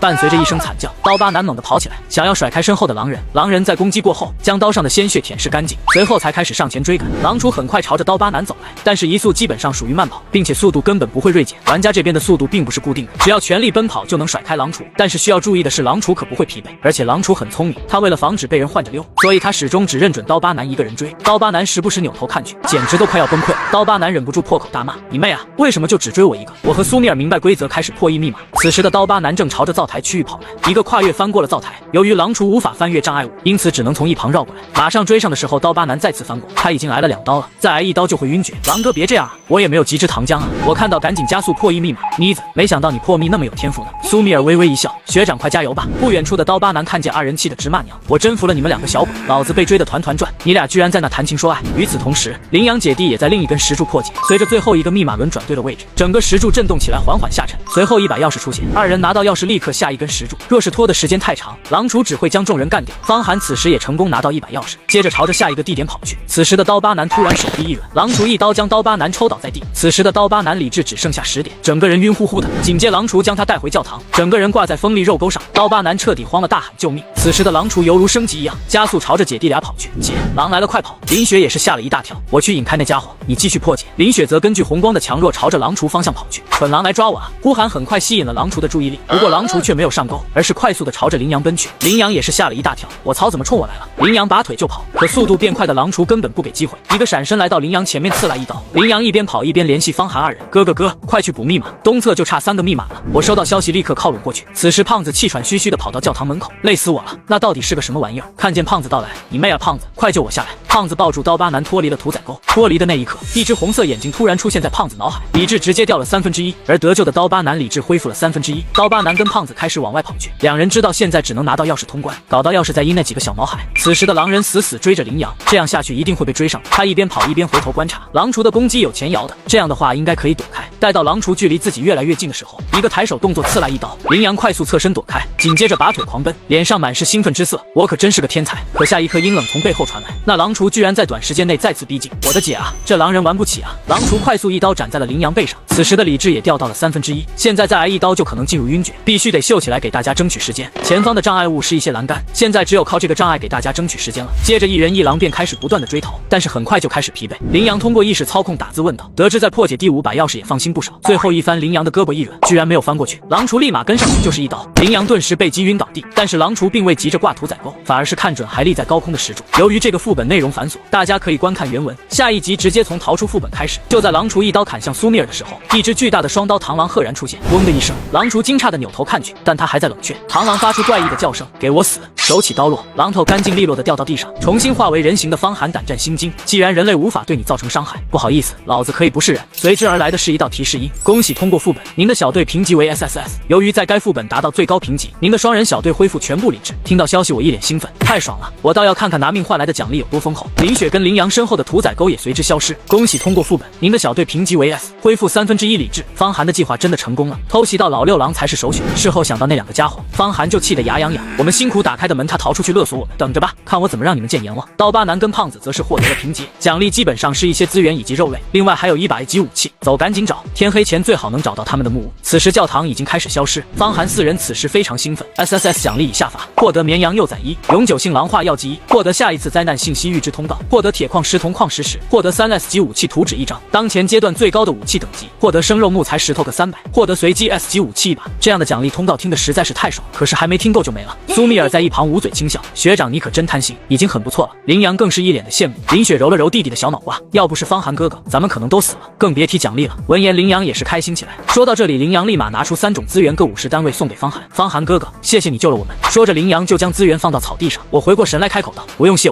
我也是为了自救，我就拿一半吧。这两个小家伙这么懂事，全拿了不太好，但是不拿吧也不太好，索性就拿一半，这样对双方都好。方寒按耐不住查看刚获得的图纸， SSS 级图纸 S686 霰弹枪 S 级武器军工铲1把。我勒个豆啊，霰弹枪的威力就不用说了，这可是众生平等器。军工铲也是户外生存必备工具。 S686 制造需求：金刚5木头1火药5柱，喷射型武器，最大杀伤力范围为10米，超过10米则威力逐渐减弱。附赠12支 A 子弹生产图纸，1份钢硫磺火药桶可生产10发。羚羊获得的 S 级图纸是复合弓，A 级武器是一把水果刀。这时林雪抬头看向我，方寒哥哥，你们接下来打算怎么办？我想到那俩货气的不行，先去干掉那两个家伙再说。听到这话，林雪跟羚羊不免担心起来，那可是2个成年男人，真的打得过吗？而我非常有信心，毫不犹豫地拿出了绿色药剂，永久性狼化药剂，使用后你将永久获得狼化的能力，助变身后每分钟掉10点理智，请保持你的理智，不然你会迷失，彻底变成嗜血的狼人。苏米尔担心道，学长不会有问题吗？没事，这上面不是说了吗？只需要保持理智不掉完就行了。目前方寒的理智已经被回满，想清楚后我直接一针扎在了胳膊上，一股信息涌入脑海，狼化后的攻击不管是何种伤害，都会斩掉对方30点的理智，而且还有一个关键信息，那就是在满月状态下，狼化的方寒不会掉理智，并且身体会获得自愈能力。苏米尔眨着大眼睛看向方寒，学长你有什么感觉？比如说全身燥热想脱衣服之类的，这妮子都是从哪儿看的极品小电影？走吧妮子，去找那2个家伙算账。可是方寒哥哥他们会去哪儿？我略作思索道，他们既然想要资源，肯定会去咱们的木屋搜刮一番，咱们这就回去，说不定能遇上。很快几人来到木屋附近，刀疤男跟胖子正拿着大石头使劲砸门。苏米尔气愤道，他们这是找死！白牙去，从侧边的森林绕他们后边去。胖子跟刀疤男依旧肆无忌惮地破坏着木屋，2人很快注意到4人，随即丢下石头，眼中满是凶狠。这群家伙居然还能活着出来，咱们2个成年人对4个小娃娃，况且劳资还带天赋。说着刀疤男耍着手中的短刀，想当年劳资也是道上叱咤风云的人物。胖子有些疑惑道，后来呢？后来被一个叫羽将军的真实了，差点被挑了下线。好了别提了，准备收拾小屁孩吧。方寒已经算好，此时的刀疤男他们理智并没有恢复，妥妥的一刀斩。很快几人来到木屋前，刀疤男也是眼都不眼了，直勾勾地盯着苏米尔看，甚至还舔起了嘴唇。呦，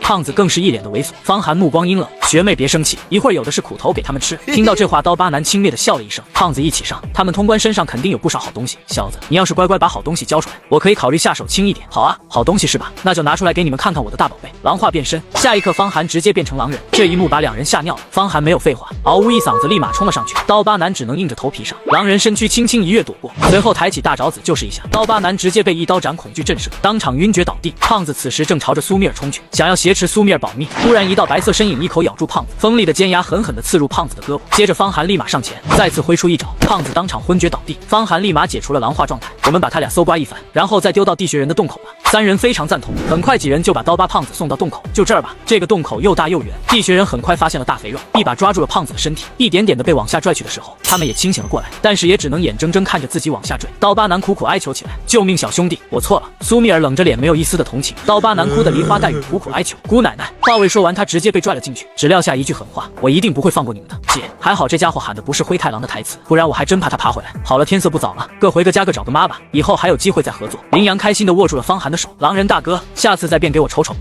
苏米尔捂嘴轻笑：“好的，没问题，下次有机会让大哥哥变给你看。走吧，学长回家。”回到木屋中，方寒开始清点资源，真是没想到这两个家伙居然这么穷，居然只有3把武器以及一点点的资源。别灰心，学长，他们应该是把物资都放在了家里，不然不可能就这么点。学妹说的有道理，明天去找找他们的木屋好了。到了晚上，屋里小锅炖着肥牛汤，香味溢满了整个房间，好香啊！妮子，你放了啥？被夸赞的苏米尔心中很是高兴，是找到的一些调料，类似八角、桂皮之类的，而且还有一种可以去腥的藤蔓。快吃吧，学长，今天也够凶险的了，差一点咱们就回不来了。苏米尔此时还有点后怕，不过话说回来，这也是天意，要不是当时碰见那螳螂，我们现在也不会坐在这吃饭了。现在想来，祸福相依这句话还是有道理的。对了，学长，咱们获得的那个灾难预知你看了吗？方寒取出灾难预知信息，上面还写着一行字：凛冬将至，寒潮将在20天后到来，届时气温将来到-35度到55度左右，请做好准备。方寒懵了，什么鬼的寒潮？苏米尔也是一脸错愕，居然还有寒潮？不是吧，这可咋整？我们现在吃饭都勉强，还得应付寒潮，这样的话那就必须得干了。目前的资源还无法将木屋升到2级，不过也快了，明天再去把刀疤男的木屋搜刮一遍，说不定就差不多了。2级的木屋很可能就可以开始制作武器了，这一点非常重要。虽然目前有天赋，但是功夫再高也怕菜刀啊。有一把喷子傍身，面对一些强大的野生生物才更有底气。可是学长，我们该去哪里找吃的？寒潮也不知道会持续多久，到时候可得多囤积一些吃的才行。方寒只能说走一步看一步，那群牛还在不在那里是个未知数，就算在那里，现在的野牛应该也已经被污染，毕竟都过去这么长时间了，吃了那么久被污染的草，野牛们的身上不太可能还有干净的肉，估计全是腐肉。不想那么多了，我们两个今天快休息吧。说完，苏米尔脸渐渐红了起来。学长真讨厌。第二天一早，两人就开始思考起来怎么度过寒冬。学妹，你说19天咱们怎么分配比较好？苏米尔略微思考，差300木头和400石头交易怎么也得10天，还剩下9天时间，需要去寻找取暖物资以及食物。目前两人的肉还是充足的，先去找一些保暖物资吧。我记得刀疤男应该是从西北方向来的。两人很快来到了更加贫瘠的荒原，远处一座小木屋非常显眼。学长，你快看，那应该就是两个家伙的木屋了。二人立马跑到木屋边上，我抄起斧头直接砍向大门。苏米尔在一旁给我加油打气，我嘎嘎有劲，3下5除2就把木门干开了。妮子，我去翻他们的灶台，你去翻翻其他地方。2分土匪式的翻箱倒柜，最终倒也是有所收获。木头50，弹头20，竟然还有50单位的小龙虾，并且还是活的。我去，这两个家伙从哪里搞来的龙虾？而苏米尔在床底下找到了数根鱼竿，这下倒是清楚了，那这附近应该有湖泊才对。学妹，咱们去找找，钓一些小龙虾回去。好呀好呀，我可喜欢钓龙虾了。我让小麻雀去寻找附近的水源，不到5分钟，小麻雀成功找到。二人兴奋地来到湖泊边上。学长，这水好浑浊啊。没事，这就和黄河一个道理。咱们去钓龙虾吧。那两个家伙钓了这么多都没事，应该没问题。弄好钓竿的方寒搬了个石头坐在旁边。好了，等有动静拉上来就行。苏米尔环顾四周，没有第2块石头。学长，我没地方坐了。我拍了拍自己大腿。苏米尔虽有些脸红，但是慢慢坐了过来。等待的时候，咱们可以交换一些资源。好的，学长，那我看着钓鱼竿，你去大厅聊聊好了。我选择在自己班级的频道询问，有人需要小龙虾吗？提供木头跟石头可以来交换。这话一发出去，有人就坐不住。方寒，小龙虾你哪弄的？兄弟，你这什么狗运？我他喵还在吃草根呢，你就已经开始卖龙虾了？有没有人换啊？一只虾换5个单位的木头。班级群倒是有土豪，班上的胖子突然蹦出来，我有100单位的木头，换20只虾。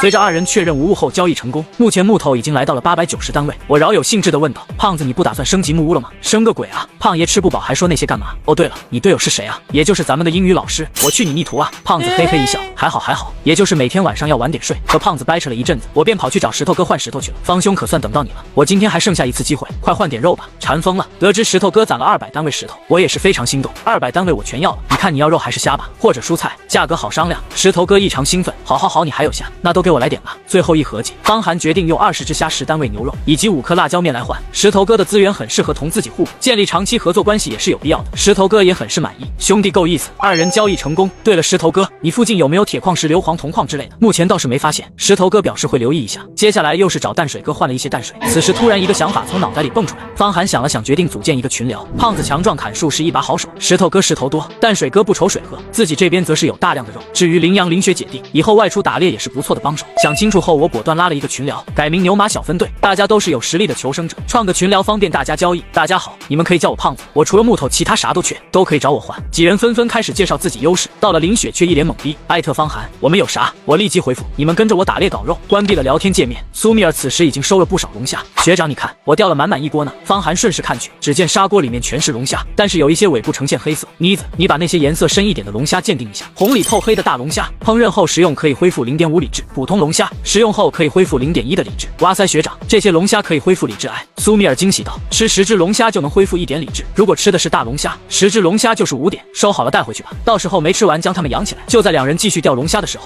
一道提示弹了出来，白天剩余时间3小时。方寒二人不敢再贪，目前龙虾已经有102只了。哇塞，学长，这次咱们收获颇丰啊。是啊，快回去吧。回到家后，白天还有1个小时，方寒决定在木屋的右侧挖一个水坑，可以养小龙虾。学长，我记得龙虾会打洞吧？到时候不好捉啊。这点我也知道。目前要解决的问题就有2个了，第一呢就是水坑的储水问题，第二就是如何防止龙虾打洞。这2个问题请教胖子就行了，胖子家里本就是养殖龙虾的。挖好坑，两人回到木屋中，苏米尔去做饭，一会儿吃完了我洗碗。于是方寒便开始向胖子学习龙虾知识。胖子也是很够意思的，龙虾并不会随便打洞的，外界温度过高才会打洞避暑，如果温度适宜就不用担心。土坑渗水，将水坑周围的泥土进行捶打，让它们更加的凝实，还可以采购荷叶之类的大片叶铺到坑中，铺好后再往上面铺一层泥土，然后再进行捶打夯实。讲解一番我总是听明白了，不过我没有荷叶啊。胖子嘿嘿一笑，找我呀，我有。好，合着让我买你荷叶呗。方哥，咱们互帮互助嘛，毕竟我们都属于牛马小分队的人，你说对吧？明天你多准备一些，差不多30片才够。胖子听到这话也非常高兴，不过价格方面只需要2单位的肉。吃完饭，牛马小分队闲聊了起来。石头哥说道，胖兄，想办法把池塘的水放干，说不定里面有泥鳅还有大鱼呢。这池塘有不少好东西，也尝试过钓鱼，好家伙，差点把我人都扯进去。就在大家讨论正欢的时候，林雪惊恐的在群里发了一段语音，救命啊哥哥们，我跟我弟弟刚刚砍树回来遇见了原始人，我去，你们没被发现吧？那玩意儿吃人吗？没有发现我们，我看见他们抬着一只野猪。随后林阳发了一张照片在群里，方寒提醒道，妮子鉴定一下看看，食人族，嗜血残暴的恐怖直立猿，最爱吃有味道的肉食，不要被其抓住，否则你会被他们残忍分食。我去，这么吓人，还真的吃人啊！食人族的出现让2人神经紧绷起来。经过苏米尔鉴定，一个在战将初级和中级，一个奴仆高级。学长，这3个家伙的实力很强。方寒认真道，确实如此，不过还好之前没遇见。林雪姐弟吓得不轻，不过除了躲在木屋也没办法，哥哥姐姐们能想办法吗？我怕木屋迟早被发现。石头哥开口道，小妹妹别慌，我这边有一片竹林，我砍一些竹子给你，你把它们削尖做成陷阱坑。胖子也是开口，我这边有一些带麻痹作用的草汁，可以便宜点换给你们一些。淡水哥则是说道，我没啥可帮你的，不过我也有个妹妹，你要是需要淡水我可以免费给你一些，反正我这伸手接的事儿，谢谢大家。林雪非常感激，竹子、淡水以及麻痹草汁非常有用，大家都是象征性的收点木头石头。接着林雪联系方寒，大哥哥，明天能不能过来帮我们制作陷阱？报酬我们可以用木头支付。方寒犹豫了片刻，明天倒也没啥必须要办的事，抽出2天过去也行，不仅有木头可以拿，还能促进团结合作的精神。林雪也早就想好了，1小时给你们4单位的木头吧。方寒倒也没有讲价，这个价格是合理的，成交。明天一早我们就过去找你们。方寒躺到床上准备睡觉，外面有时传来怪物的叫声，苏米尔不自觉地扒拉在方寒身上。森林中一只大黑熊正在四处游荡，这些天他一直在寻找杀了自己孩子的家伙。那些地穴人朝着他袭击过去，黑熊直接一巴掌就把他们都拍得稀碎。第2天2人推开大门，苏米尔一马当先跑在了前面，学长快来追我呀，今天跑最后面的晚上洗碗。方寒也是立马追了上去，洗碗有啥意思，换成嘿嘿嘿好不好？苏米尔羞红着脸，打妹。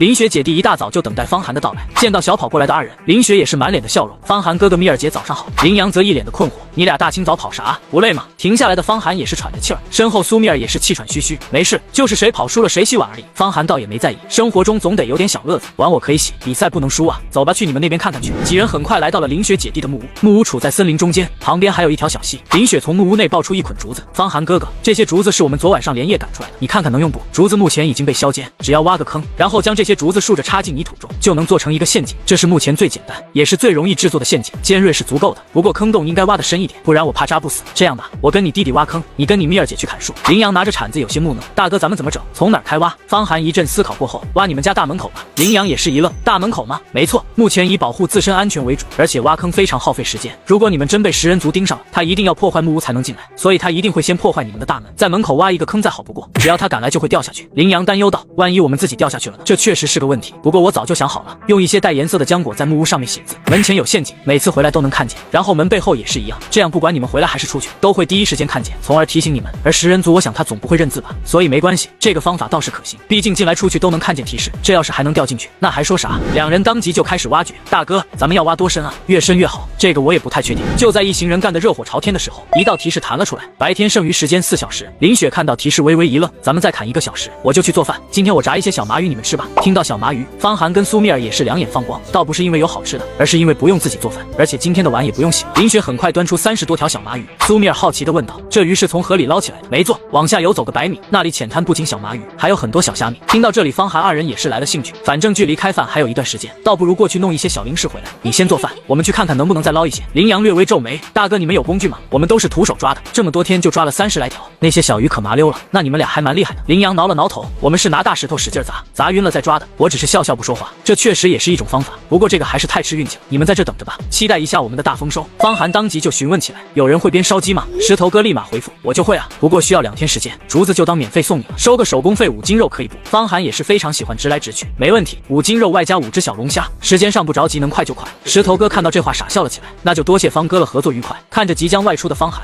林阳也是提醒道：“大哥你们小心点，那边还有辣条的，之前吓坏我了。”听到有辣条，苏米尔吓了一跳：“我们会注意的。”两人很快就走到一处浅滩，里面有很多成群结队的小鱼小虾。方寒准备用石头碰碰运气，可刚一搬起石头，下面居然有一只螃蟹。学长，看来他们姐弟一开始就把螃蟹给忘了。由于没有专业工具，小鱼小虾暂时放到一边，二人就在河道内搬螃蟹。合力搬开一块略大的石板，底下有一只母螃蟹，它的腹部还有许多的小螃蟹。母的就算了吧，那些小螃蟹咱们可以回去养起来。好的，我把它装起来。母螃蟹立即伸出2个大钳子，但是还没有开始抵抗，就被苏米尔捏住了后背两侧。妮子把这些螃蟹鉴定一下，没问题，河蟹未被污染的生物，食用后可恢复0.1的理智。苏米尔高兴道：“学长，这东西也能恢复理智呢。”二人拿出砂锅，忙碌了1小时，捕获了30多只螃蟹。就在这时候，林阳来到了河岸边上，大哥吃饭了。三人很快回到了木屋，看到金黄的小麻鱼，苏米尔对菜品进行了鉴定，确认无毒无害后才动筷子。毕竟俗话说得好，防人之心不可无。方寒吃了一条香迷糊了，这小麻鱼怎么弄的，味道这么好？苏米尔对此也很是好奇。这个是用猪油炸的，我之前找人换了一些肥肉，然后熬制了猪油，就是肥肉太少了，这次全用掉了。说着，林雪的脸上也露出了肉疼的表情。这样啊，下次我熬一些给你们用，我那边肥肉还多。林雪一脸的不好意思，那怎么行呢？不能白拿你们东西，我用木头换吧。4个人开开心心的，很快就将小麻鱼炫完。林阳突然想起了什么，开口道：“姐，门前的河里有螃蟹，今天大哥他们弄了好多呢，明天咱们也去搬螃蟹好了。”林雪听到这话也是一愣：“是啊，螃蟹，我们咋把这玩意儿给忘了？光顾着抓鱼了，咱们可以靠着螃蟹换很多资源了。”林阳也是一脸的兴奋，仿佛马上就要发财一样。吃过饭后，方寒二人便回到木屋。好累啊，躺在床上的方寒也是找牛马小分队交流起来。今天的3次机会还没有使用，该换点有用的物资了。目前还是以木头跟石头为主，升级木屋比什么都重要。方寒在群里问了一声，很快便得到了回复：“我这儿有80单位的木头可以换，老样子给我一些食物好了。”石头哥也是发话：“我这儿150单位的石头，我今天可是干了一整天。”胖子一脸的吃惊：“我去，石头兄，你是真的干啊？”方寒此时开口了：“我这儿有牛肉、狼肉、小龙虾还有螃蟹，小龙虾跟螃蟹可以恢复0.1理智，你们要啥？”胖子选择顶饱的牛肉，石头哥则是选择小龙虾跟螃蟹。胖子80单位的木头换10斤牛肉，150单位的石头换30只小龙虾加8斤牛肉。剩下的1次机会，方寒决定去市场上寻找一些其他好东西，尤其是关于制作霰弹枪的材料。方寒看着霰弹枪和子弹图纸，材料基本都离不开火药和钢，可火药怎么来呢？此时一个想法又蹦了出来：“妮子，你对着图纸使用高级鉴定看看。”苏米尔也是心领神会，立马对图纸展开鉴定。他鉴定出来的更加细致，可以直接知道所需材料如何获取。注：可以使用创意工坊进行系统合成加工。估计升2级木屋会出现工坊吧。继续翻阅发现，想要钢就需要基础物品铁矿石，想要火药就需要硝酸钾、木炭跟硫磺。而下面还有更详细的解释：硝酸钾可以拾取风干鸟粪提取，硫磺火山附近会有硫磺泥。妮子，你这个能力真的顶了，真不愧是3S 级。看完我直接在世界聊天频道询问起来，有人在火山附近吗？我拿肉换一些火山旁边的泥。很快便有人联系自己：你好，听说你要火山泥是吗？是的，不过不是火山泥，是一种黄色的泥巴硫磺泥。哦，这样啊，我寻思着你用火山泥敷面膜呢，原来你要用什么硫磺泥啊？方寒也是一阵无语，神他喵的敷面膜啊！不过倒也正好，不暴露自己的真实需求。1斤肉换10斤泥巴怎么样？火山姐听到觉得自己血赚，好啊好啊，等着我这就出门给你挖。我看着外面的天早就黑了，你晚上出门挖泥巴这么勇的吗？火山姐满不在意的道：那有啥？我就在火山的半山腰，这里根本就没有地穴人，当然了，吃的也没有。方寒跟苏米尔都沉默了，不过想想也是，地穴人要是搁这火山附近挖洞，分分钟都得中暑。方寒提醒道：记得是那种颜色偏黄一些的泥巴啊。知道了，放心吧，姐们办事儿你放120个心。不多时，火山姐带回来各种颜色泥巴，你要黄色的是吗？那交易吧，我找了半天才找到20斤。方寒带着些许的为难道：天呐，肉痛啊！2斤肉换一个面膜啊！火山姐此时觉得自己血赚，看着桌上的2斤牛肉，开心的合不拢嘴。得到硫磺的方寒二人也是高兴的很，学长太好了，咱们现在就只差硝酸钾了。方寒激动道：没错，鸟粪石应该不难获取，木炭那就更简单了，而且这2天木屋就能到达2级，又可以解锁新的功能。劳累了一天的二人沉沉睡去，睡梦中苏米尔做了一个梦，梦见自己被僵尸追，然后为了躲避僵尸不敢呼吸，直到憋醒以后才发现是方寒的臭脚伸到了他的脸上。第2天天刚蒙蒙亮，二人早早的准备出门，希望今天能挣够资源把木屋升级。就在这时候，牛马小分队石头哥发来消息：大家早上好，有谁需要竹子编制的背篓吗？烧鸡我也有一个多的。大家都回复暂时不用。方寒倒是眼前一亮，这么快，那背篓也给我来一个呗。石头哥黑着眼圈打打字道：“没问题，按照之前谈的来交易吧。”方寒倒是没有犹豫，烧鸡5斤肉换一个，背篓则要8斤肉。学长，咱们不是只要烧鸡就行了吗？要背篓做什么？当然是背石头啊！我们可以去林雪姐弟那边的河道背石头回来。咱们现在就石头差一点。对哦，学长你真聪明，那我们快走吧。方寒决定将河道里那些不规则的石头先运回来分解。正在搬螃蟹的羚羊有些惊讶道：“大哥，你们怎么来了？过来弄点石头。你们忙你们的，我去你们搬过的上游捡石头吧。你们注意安全。”方寒将背篓放在一块平整的石头上，河里的石头不管大小，统统都往背篓里面装。这背篓装满的话，大概能分解出20来单位石头。但是由于距离木屋太远，来回跑是个麻烦事儿。这时苏米尔提出了一个想法：“学长，你说咱们能不能用2姐弟的木屋分解啊？”这话差点把方寒的脑子干宕机了。他喵的，我怎么就没想到呢？蜜儿你真是鬼才好吧？说着，方寒捡得更加卖力了。过了半个多小时，背篓就被装满了，但是一个人压根背不起来。我去，好重啊！快让林雪他们帮下忙。很快4人回到木屋附近，一道提示出现在林雪姐弟的界面：是否帮助方寒分解石头？2人果断选择了是，顿时背篓的石头全部消失，紧接着出现在方寒的储物篮中，一共20单位的石头。这下石头来到了840单位，目前交易机会还剩2次。方寒有信心今天就升级木屋，同时揉了揉苏米尔的小脑瓜，不错，又是个好瓜。方寒2人运了1天的石头，终于在夜幕降临前将石头攒差不多了，只差30单位。林雪姐弟知道后很爽快的拿出石头，这不好吧？没事，方寒哥，就当先借你用，后面我们有需要再还给我们就行了。是啊，大哥，你赶紧把木屋升级一下，我们也好知道2星的木屋有啥功能。见状，方寒索性收下，接着找胖子和石头哥换购木头。太好了，学长，咱们快回家升级木屋。2人简单的说了声再见后便离开了河边。林雪姐弟也是回到了木屋内开始做饭。就在这时，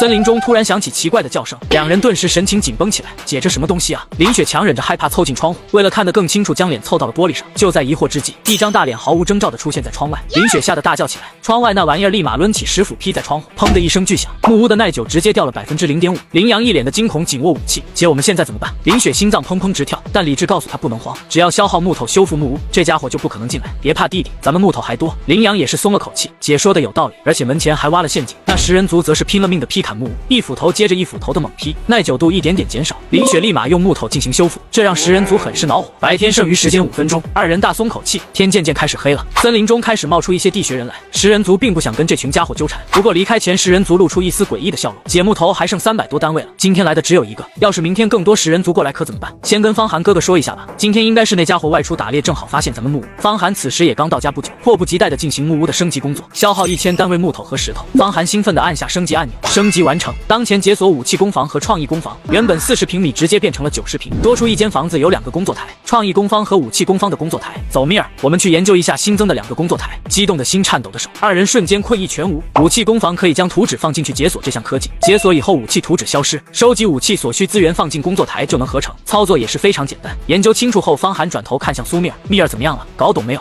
苏米尔一脸兴奋的点点头。当然了，这创意工坊不仅可以提炼资源，而且还能进行创意加工。此时苏米尔回到卧室，在方寒一脸懵逼的目光中，将床收进了储物篮，随后放进创意工坊的合成篮，然后把带有毛皮的狼尸放进分解篮。创意工坊不仅有合成篮跟分解篮，还有熔炼篮，不过熔炼加工需要损耗木头，当前分解目标为狼皮，是否分解？苏米尔点击分解得到了狼皮，我勒个一键分解合成啊，这个好啊，学长你看着啊，我想我的理解应该没错。只见苏米尔将狼皮跟床都放进了合成篮，随后点击了创意合成，紧接着一个铺着狼皮的床便赫然出现在储物篮之中，把床放回原位，已经变成了狼皮床，而且没有任何异味，干净卫生。方寒一脸惊讶，就是不知道能不能对活物进行创意，如果可以，我想创造出一只中分并且会打篮球的鸡，可惜试了一下活物不行，哎呀，我的中分鸡没戏了。苏米尔捂嘴轻笑，算了，先造枪吧，将铁矿石放了进去熔炼篮，约莫过了5分钟左右获得钢6，随后再将全部的硫磺泥放进去，分解后得到了15单位的硫磺，依次进行，最后得到火药6个，接下来就是造枪了。S686需要钢5木头1火药5，都放进武器工房后，方寒果断点击合成，5分钟后传来叮的一声，获得 S686霰弹枪1，方寒惊喜的将枪拿在手上，这武器工房造出来的武器就是好啊，有了霰弹枪就差子弹了，子弹生产材料正好够一次，也就是10发子弹，虽然不多，但在众生平等器面前足以应对大部分危机了，很快成功制造出来。方寒如获至宝一般看着，苏米尔脸上也是露出宠溺的表情。就在这时，林雪发来消息，方寒哥哥不好了，我们被食人族发现了，能不能救救我们？2人眼中满是震惊，食人族出现了，若是没有霰弹枪，或许会陷入两难的地步，但现在已经有了霰弹枪，还损个毛线？你们别着急，明天一早我们就过去，你们可要坚持到我们来啊！看见方寒的信息，姐弟2人松了口气，剩下木材撑到明早没有问题。方寒哥哥，谢谢你们。结束聊天，2人继续研究创意工坊。学长，咱们试试把鞋子跟牛皮一起合成，说不定可以合成皮鞋呢。方寒当即把草鞋和牛皮放了进去，点击创意合成，获得皮鞋1。方寒瞪大双眼，不敢相信，我去，真的可以！米尔，快想想还有什么？苏米尔立马转动小脑瓜，咱们可以弄点羊毛或者棉花，冬天窝在暖暖的被窝里再舒服不过了。方寒也深感认同。研究了好一阵之后，2人这才意犹未尽的躺下睡觉。而2级的木屋还可以远程分解资源，省略了中途运输的过程。有学妹的夜晚总是过得很快，眼睛一闭一睁，又黑早上了。学长，今天26度挺舒服的。二人小跑着在森林中穿梭。此时林雪姐弟并没有躲在木屋内，而是找了一堆枯树叶躲在了里面。姐，咱们这样真的不会被发现吗？虽然没了木屋的保护，但同样的最危险的地方就是最安全的。二人看着木屋那边的情况，方寒哥哥，我们躲藏在小溪对面的灌木丛。收到通知的方寒也是不由得感慨，这姐弟俩还真是聪明。如果3个食人族一起破坏木屋，速度肯定很快。就在这时候，3个食人族来了，对木屋的出现非常兴奋。一家3口凑进木屋，可屋内却空无一人。不过3人猜测肯定躲在了木屋角落。紧接着3人不断的进行劈砍，而那小食人族决定去破坏大门，因为大门看起来最脆弱。躲在暗处的林雪姐弟激动的看着，那小的要去大门口了。林雪攥紧了拳头，也很是兴奋。陷阱终于要起作用了吗？小食人族兴奋的冲过去，可刚走到大门口，只听见啊的一声惨叫，他的身体被锋利的竹子贯穿。这边的动静也引起了2个食人族的注意，他们立马飞快的跑了过去。二人看到，眼中充满了愤怒与难过。不到2分钟，小食人族便直接死掉了。另外2个成年食人族愤怒无比，疯狂的对着木屋破坏。愤怒的食人族破坏力更强悍，约莫过了10分钟不到，整个木屋便轰然倒塌。2人迫不及待的冲上前去，结果却没有任何发现，猎物跑了。这一次不仅一无所获，还搭上了自己的孩子，这让他愤怒无比。此时方寒2人来到了不远处，看见正在发狂的食人族，方寒并没有惊慌。密尔看见那边的石头没有，我躲后面，你把他们引过来。方寒主动开启夺命猎手的天赋，肾上腺素的分泌让他脸色涨红，而且注意力也更加集中。原本还有一点点紧张的心也跟着被冲淡，取而代之的是沉着冷静情绪。这样的状态下，方寒有信心一枪一个。苏密尔对着食人族的方向大叫：“这么大的太阳，你爷不爷啊？”食人族也被吓了一跳，可扭头看去发现是人类以后，瞬间兴奋起来。食人族怪叫着冲向苏密尔，看着越来越近的可怕面容，苏密尔也是心跳加快。在20米左右的时候，苏密尔大声道：“来了，学长！”早已经蓄势待发的方寒如同猛虎一样冲出来，端起霰弹枪，毫不犹豫的扣动扳机。最前方的食人族整个身体倒飞出去，剩下的女食人族非但没有畏惧，反而拿着棒槌朝着方寒抡了过去。砰的一声，他也随着强大的力量倒飞出去。见到这一幕的林雪姐弟大松口气，快步朝着方寒方向跑去，一边跑一边学着食人族怪叫。方寒着实吓了一跳，抬头一看是羚羊2人，也是松了口气。你们俩姐弟吓我一跳。几人解决完，野人非常开心。方寒哥哥，谢谢你们。此时方寒满脑子都是食人族老巢。食人族既然穿着兽皮做的衣服，想来其巢穴肯定有不少好东西。你们还记得当初发现食人族的具体位置吗？林雪当即点了点头。那我们去找一下这几个家伙的巢穴，里面说不定会有很多的好东西。很快一行人来到了一个山洞旁边，不过里面黑洞洞的，根本看不清里面。大哥，这里该不会还有食人族吧？不清楚，先弄个光源再说吧。当即方寒联系到了石头哥，不多时2人完成了交易，4人朝着山洞里面走去。由羚羊拿着火把，方寒则端着枪警惕地看着周围。走到里面，两旁出现了很多的骨头，其中还有2具骨头架子格外显眼。林雪吓了一跳，也就是说，在这之前他们已经抓到其他求生者吃掉。苏密尔也是感到头皮一麻，方寒轻轻握住苏密尔的小手，没事有我呢。苏密尔安心的点点头，继续往里面走去。前方有2个侧洞，大哥走哪边啊？先去左边看看吧。羚羊打着火把继续走在前面，左边的洞穴中存放着大量的干柴，若是分解一下，起码有接近1500单位的木头。发财了大哥，这里好多的木柴。说着，羚羊突然想到了什么，脸色瞬间垮了下来。不过这么多木头该怎么运回去？没事，让我来吧。2级的木屋可以进行远程分解，交给我就好。对此林雪姐弟也是一愣啊，还有这功能，升级好处这么多。方寒当即点击了分解，分解中请稍后，预计时间1小时25分钟。方寒略微皱眉，时间也是可以接受，如果是靠人力将这些木头都带回去，起码要运好几天，等候1个多小时，这点时间还能去旁边看看另一个洞穴。来到另一个洞穴里面，里面都是各种动物的皮毛。我去，这3个家伙是杀了多少野兽啊？这光8头牛就够吃好久了，这么猛的吗？眼前的景象让2人略感吃惊，这些皮毛无疑是非常有用的，用来制作保暖衣物啥的是个首选。如果能创意出豹纹小短裤给苏密尔穿上，嘿嘿嘿，绝了呀！一番思考下，方寒也没有亏待姐弟2人。不管咋说，自己能发现这些东西跟2人息息相关，况且这俩姐弟对自己也是不错，虽然年龄比自己小，但是做人这方面还是很不错的，至少人品没问题。一番商量以后，1500单位的木头，姐弟2人分了700单位，他们本身就有一些，加上700单位差不多就1000了。而那些皮毛，方寒留了1张豹皮，以及3张牛皮，外加1张狼皮，因为老虎皮只有1张，林雪姐弟也很识趣的没有要。洞穴内那张铺床的老虎皮，几人并不打算回收，食人族睡觉的实在是太臭，本着不用也不能浪费的原则，方寒决定将这张肮脏的老虎皮卖给其他人，可卖多少资源或者换什么东西是个问题。这时候羚羊开口道：“大哥，可以挂拍卖行上卖价高者得，这样能卖出高价。”方寒也是恍然大悟，对啊，拍卖行是个好东西，虽然每次挂上去都会消耗1次交换物资的机会，但只要东西够好，带来的收益也是很可观的。所幸方寒将脏乱差的老虎皮直接挂了上去，没有苏密尔的鉴定功能，其他人只能知道这是老虎皮毛。如今寒冬还有半个月就会降临，动物的皮毛有多重要不言而喻。当方寒将皮毛挂上去的那一刻，就有大批的人盯上了方寒的老虎皮毛，其中不乏有一些军哥组建小队进行争抢，还有一些其他干地团队进行争抢。他们出的价格绝对不是双人小队能出得起，一出手就是300单位的石头或者木头。联合军团出价300单位木头，复仇者联盟出价300单位肉类，少妇联盟出价310单位石头，叫我干地出价330单位石头。其中虽然有一些散户进行抬价，但基本都被这些小团队给挤了下去。联合军团主要以猎杀野兽为主，干地联盟由拼命干资源的人组建而成，复仇者联盟就更有意思，听说老大好像是一个叫什么江什么军的精神小伙，听说成名绝技便是飞踢。少妇联盟就有意思了，听说1张照片需要10单位的资资源进行购买，也不知道哪个傻子会这样干。虎皮的拍卖让一堆人大打出手，然后便开始不断抬价。在他们眼里，这虎皮的价值非常大，用来制作4个人的贴身衣物肯定没问题。甘地在房间猛猛抠字，我说至于吗？一块老虎皮你们也要？军团联盟的回怼，你不也在抢吗？价高者得，就是，这东西我们少妇联盟要了，回头姐姐给你们一些好看的照片。复仇者联盟的一看到这，我觉得少妇联盟说的不错。方寒嘴角一抽，不是，我这是拍卖房间，注意一下行为好吧？这话让众人缓过神来，这才发现复仇者已经出到480，而且剩下出价时间也就10秒。甘地联盟赶忙加到490单位，我去了，你们这群黄毛可真阴啊！岔开话题，自己偷摸加价，少妇联盟立马顶到500，你们这群小黄毛真是滑头。随着价格水涨船高，来到了540，比原先众人心里的底价还超出了一些。少妇联盟坐不住了，开始私聊方寒，小兄弟，你看，若是没有这虎皮，姐姐们非得冻坏不可。若是你能取消拍卖，直接跟我们交易，我保证姐姐包你满意。方寒很是尴尬，美妇见状也是不依不饶，用嗲嗲的语气发语音道，让方寒不自觉地咽了口唾沫。挖去，这谁顶得住啊？林阳见状瞪大双眼吐槽，这女人好烧，可比姐姐会多了。林雪抬手啪的一声，林阳脸上红了起来，闭嘴，姐姐我可是纯洁的美少女，别把我跟她相提并论。随后林雪一脸温柔看向方寒，对吧，方寒哥哥？最后虎皮被甘地联盟580的石头给拍走，这个价格还行不亏。苏米尔轻轻掐了掐方寒的胳膊，嘟着嘴有几分生气，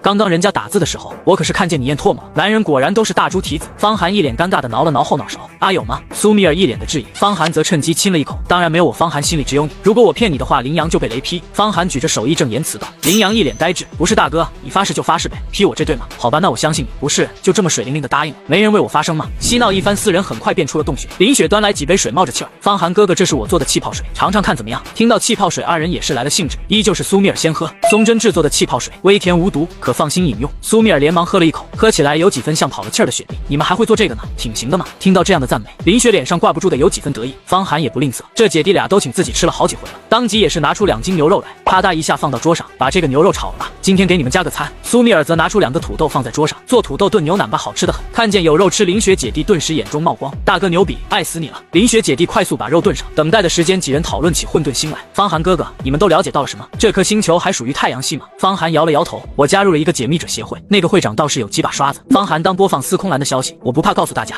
我的能力是推演。我发现我们即将面临混沌星第2次的空间破碎，就在昨天，我又一次进行了未来3天时间的推演，我发现空间又开裂了，这一次是众多的棺材从天而降，其中还有金棺，我不知道那是什么，我只能推演到这里。另外，我翻阅混沌星生存法，发现混沌星不属于任何平行世界，由于属性极其不稳定，因此其他平行世界的事物就会入侵过来。反正请大家做好应付棺材的准备，鬼才知道那里面有什么，有可能是大粽子或者僵尸，反正大家谨慎对待。听到这里，4人全都起了鸡皮疙瘩。方寒严肃说道：“现在既然提前知道了，那就得提前应对才行。”苏米尔有几分害怕地问道：“学长，你说棺材里面会不会是僵尸啊？有可能吧？如果只是死尸便不用理会，如果是丧尸咱们有枪，但僵尸的话，我们就需要其他东西了。”下午吃完了饭，2人美滋滋地朝家里赶去。就在回家的路上，只听见轰隆一声，一口黑色的棺材从侧方落下，2人被这突如其来的动静吓了一跳。苏米尔则是不可置信地捂着嘴：“棺材，真的有棺材！”方寒立马将苏米尔护在身后：“别怕，有我在。”真是说啥来啥，刚刚还在讨论这件事，现在就见到棺材了。方寒想要弄清楚里面到底是什么，才能更好地应付接下来的难关。有霰弹枪以及天赋在身，打不赢还跑不赢吗？白牙对着漆黑的棺材发出愤怒的吼叫，似乎对里面的东西有几分害怕。棺材周围让人感到有些阴寒，但现在太阳还大，倒也没有那么害怕。端着 S686 霰弹枪，2人靠近了棺材。方寒上脚踹了踹棺材，发出沉闷的响声。学长，这棺材板很厚啊。确实，霰弹枪都不一定打得穿。学长，要不撬开看看吧？反正你还可以狼化，哪怕真的有怪物也能应对。学妹说的有道理，怕个毛啊，直接干！方寒二话不说，拿出军工铲，看准缝隙就开撬。但是任凭如何使劲，棺材板都纹丝不动。见状，苏米尔也上去帮忙，结果2人都累冒汗了，依旧没用。方寒直接掏出 S686，对着比较薄弱的地方砰砰2下，棺材出现一个小洞。方寒蹲下来看查看，学长看见什么了？不知道啊，这里面黑漆漆的一片。不过我刚刚似乎看见里面有什么东西动了一下。这话让苏米尔的神情紧绷了起来，里面居然真的有什么东西存在。学长，要不我们回去吧？我有点害怕，等一下我再看一眼。方寒没有死心，于是拿出火把凑近小洞口。我靠，什么玩意儿？再次看去，方寒惊呼道：“是僵尸，就跟电影里面出现的一模一样。”苏米尔也是下意识的捂住嘴巴，真有僵尸啊！不行，我得把它烧了，不然到了晚上可就麻烦了。这玩意刀枪不入，铁定不是奴仆级的生物，哪怕让白牙上都打不过。快妮子，趁现在天还没黑，找一些枯树枝跟干草把它烧了。2人一起将周围干枯的枝叶捡了过来，随后火焰熊熊燃烧。就在即将燃到棺材的时候，一股阴寒之气冒出，火焰顿时熄灭。2人一脸懵，学长怎么办？这诡异的情况太可怕了。方寒沉默了数秒，吐出了2个字：回家。回到家中，距离天黑还有1个半小时，2人立马商议起对策。僵尸这玩意儿是哪有人气儿就往哪儿跑，也就是说那僵尸不是去林雪姐弟那里，就是来自己这里。不过方寒更倾向于后者，因为自己已经跟他接触过了，一旦有过接触，就会跟狗一样记住你的人气儿。这要是晚上不来找自己，那才奇怪呢。学长，你说电影里面那些手段会不会有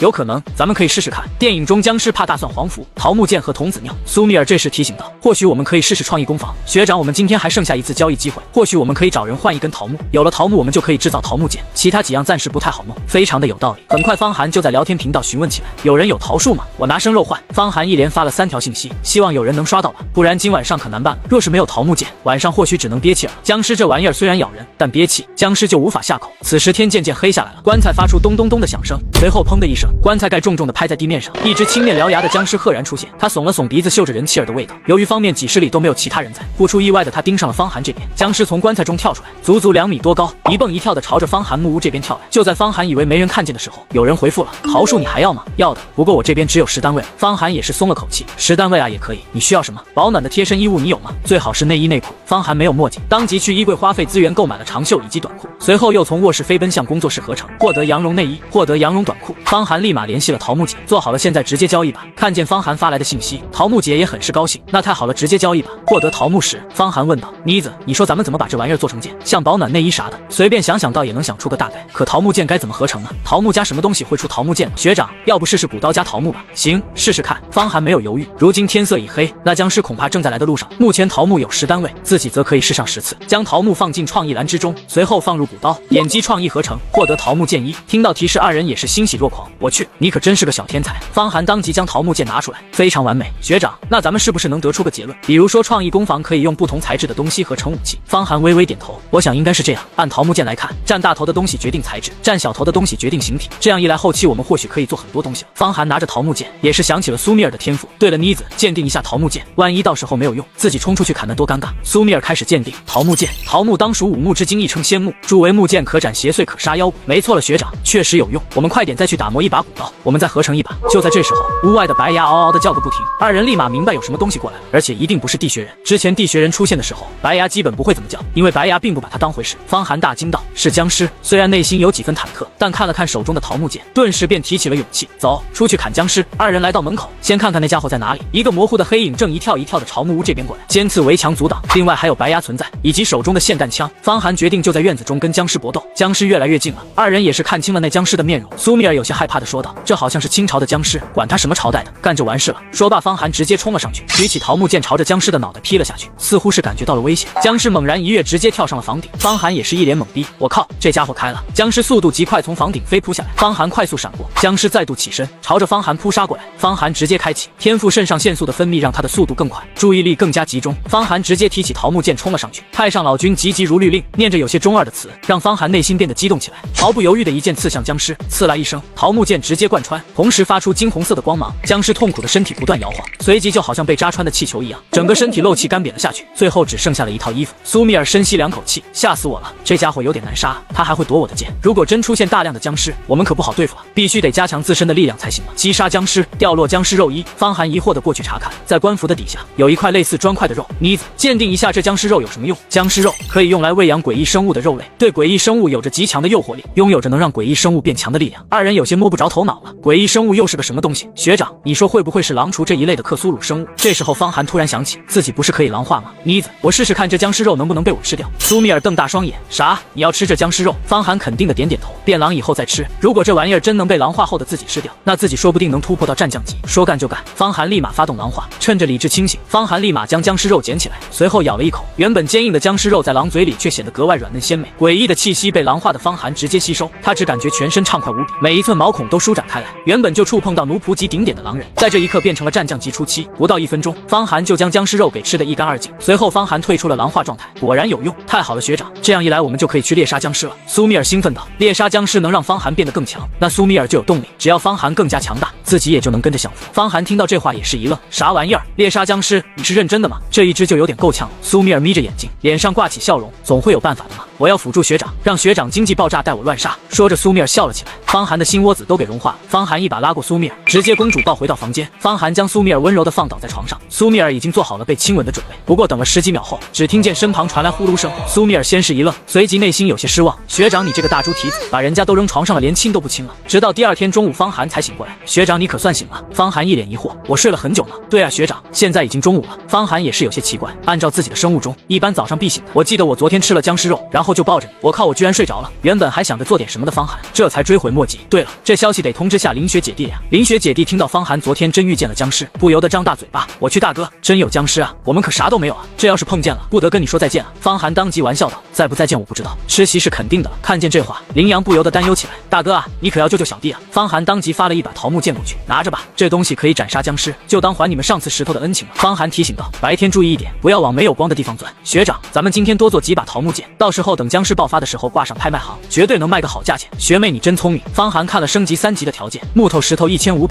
铁块金矿100，看见还需要金子，方寒也是不由得面露难色，这可去哪里找啊？不过3级的木屋这次倒是有特殊标注，提前透露了一些功效。3级木屋掺杂黄金，黄金不受诡异的影响，如果你不小心被其他平行世界的诡异吞噬，木屋会保你平安。这些天二人倒是在聊天界面寻找过金属，不过很少见到关于黄金的，而且即便是见到了也跟没有差不多，就1克左右。苏米尔思考了一阵，学长，咱们现在弄一些黄符以及糯米如何？既然桃木剑能够斩杀僵尸，那黄符肯定能镇住僵尸，而糯米可以驱除尸毒，到时候这种刚需直接放上拍卖，自然会出现有实力的买家，咱们也能获取到更多的金子。是啊，全球那么多人，我就不信没有欧皇出生在金矿附近。学长，咱们想办法造一些黄符，我没记错的话，黄符需要用黄纸朱砂以及一个设字，用创意工坊进行分解矿物就能得到朱砂。当即方寒决定询问司空兰，问一下有没有关于金棺的信息。很快方寒便得到了回应，要信息的话30单位的普通资源一次，另外我这里还有最精准的信息，其中包括应对方法，这个需要50单位的任意资源。那交易吧，我用50单位的肉来换，获得来自预言家的语言信息资料1。我今天再次发动了我的推演能力，来到了未来，我看到了口金棺树在树旁，我吃了2颗大蒜抹了鸡血，白天我无法打开它，直到晚上里面出来一只更可怕的僵尸，桃木剑根本无法伤其分毫，就连我获得的鸡血跟大蒜都失去了作用。最后通过他身上的服饰以及挂件，判断出这是一只僵尸王，来自边疆皇族血统，生前是皇族第1大将军。这些金棺似乎被某种力量影响，只要是木屋都会出现一个金棺，不要被其伤害到。他一击可以打掉20的理智，如果你不慎被咬到了脖子，顷刻间你就会变成一具干尸。接下来说一下应对方法，最好有黑狗血黄符，童子尿或许也有用。那僵尸物抗法抗几乎点满，必要时可以考虑用炸药将它炸死。资料到这里就结束了。学长，咱们做一些土地雷怎么样？可以，我们去找火山解药硫磺，你好了。另外东边的森林弄一些鸟粪屎。学长，那咱们边走边换吧，那边正好还有一个箱子可以摸。听到有箱子可以摸，走看看去。二人抬头看去，天空之上已经开始出现了裂纹。方寒也抬头仔细看去，裂缝中的画面让他们理智掉了10点。那裂缝之中是另一个世界，那世界刮着妖风，漆黑一片，无数的纸钱飘荡在空中，那里的地面上到处棺材。苏米尔被这一幕吓得心跳加速。学长，这是一个僵尸的世界。方寒深吸一口气，看见了。突然间一股冷风自上而下吹了过来，那裂缝中开始飘出一张张白色的纸钱，整个草原上下起了纸钱雨。二人只感觉周围的温度降低了不少。聊天频道众人都被这诡异的一幕给整不会了，哈哈，发财了，这么多纸够我烧好多天了，连柴火也省了。我的天，天空中那看起来像是一处有僵尸的世界，完蛋了，下一波不会是僵尸叔叔了？我去，还好我有童子尿。学长，走吧，先去东边比较重要，这些玩意儿恐怕会在明天彻底降临。对了，学长，你说那金棺会不会能提炼出很多金子？这话让方寒也为之一愣。我去妮子，你这脑回路可以啊，我咋没想到呢？边疆皇族大将军，皇室血统，这玩意儿躺着的棺材能是劣质品？那绝对是金子，板板正正的金子。苏米尔微微一笑，方寒在苏米尔脸上亲了一口，爱死你了，有你是我的福气。苏米尔也不甘示弱，一口咬住方寒的脖子，给方寒种了个草莓。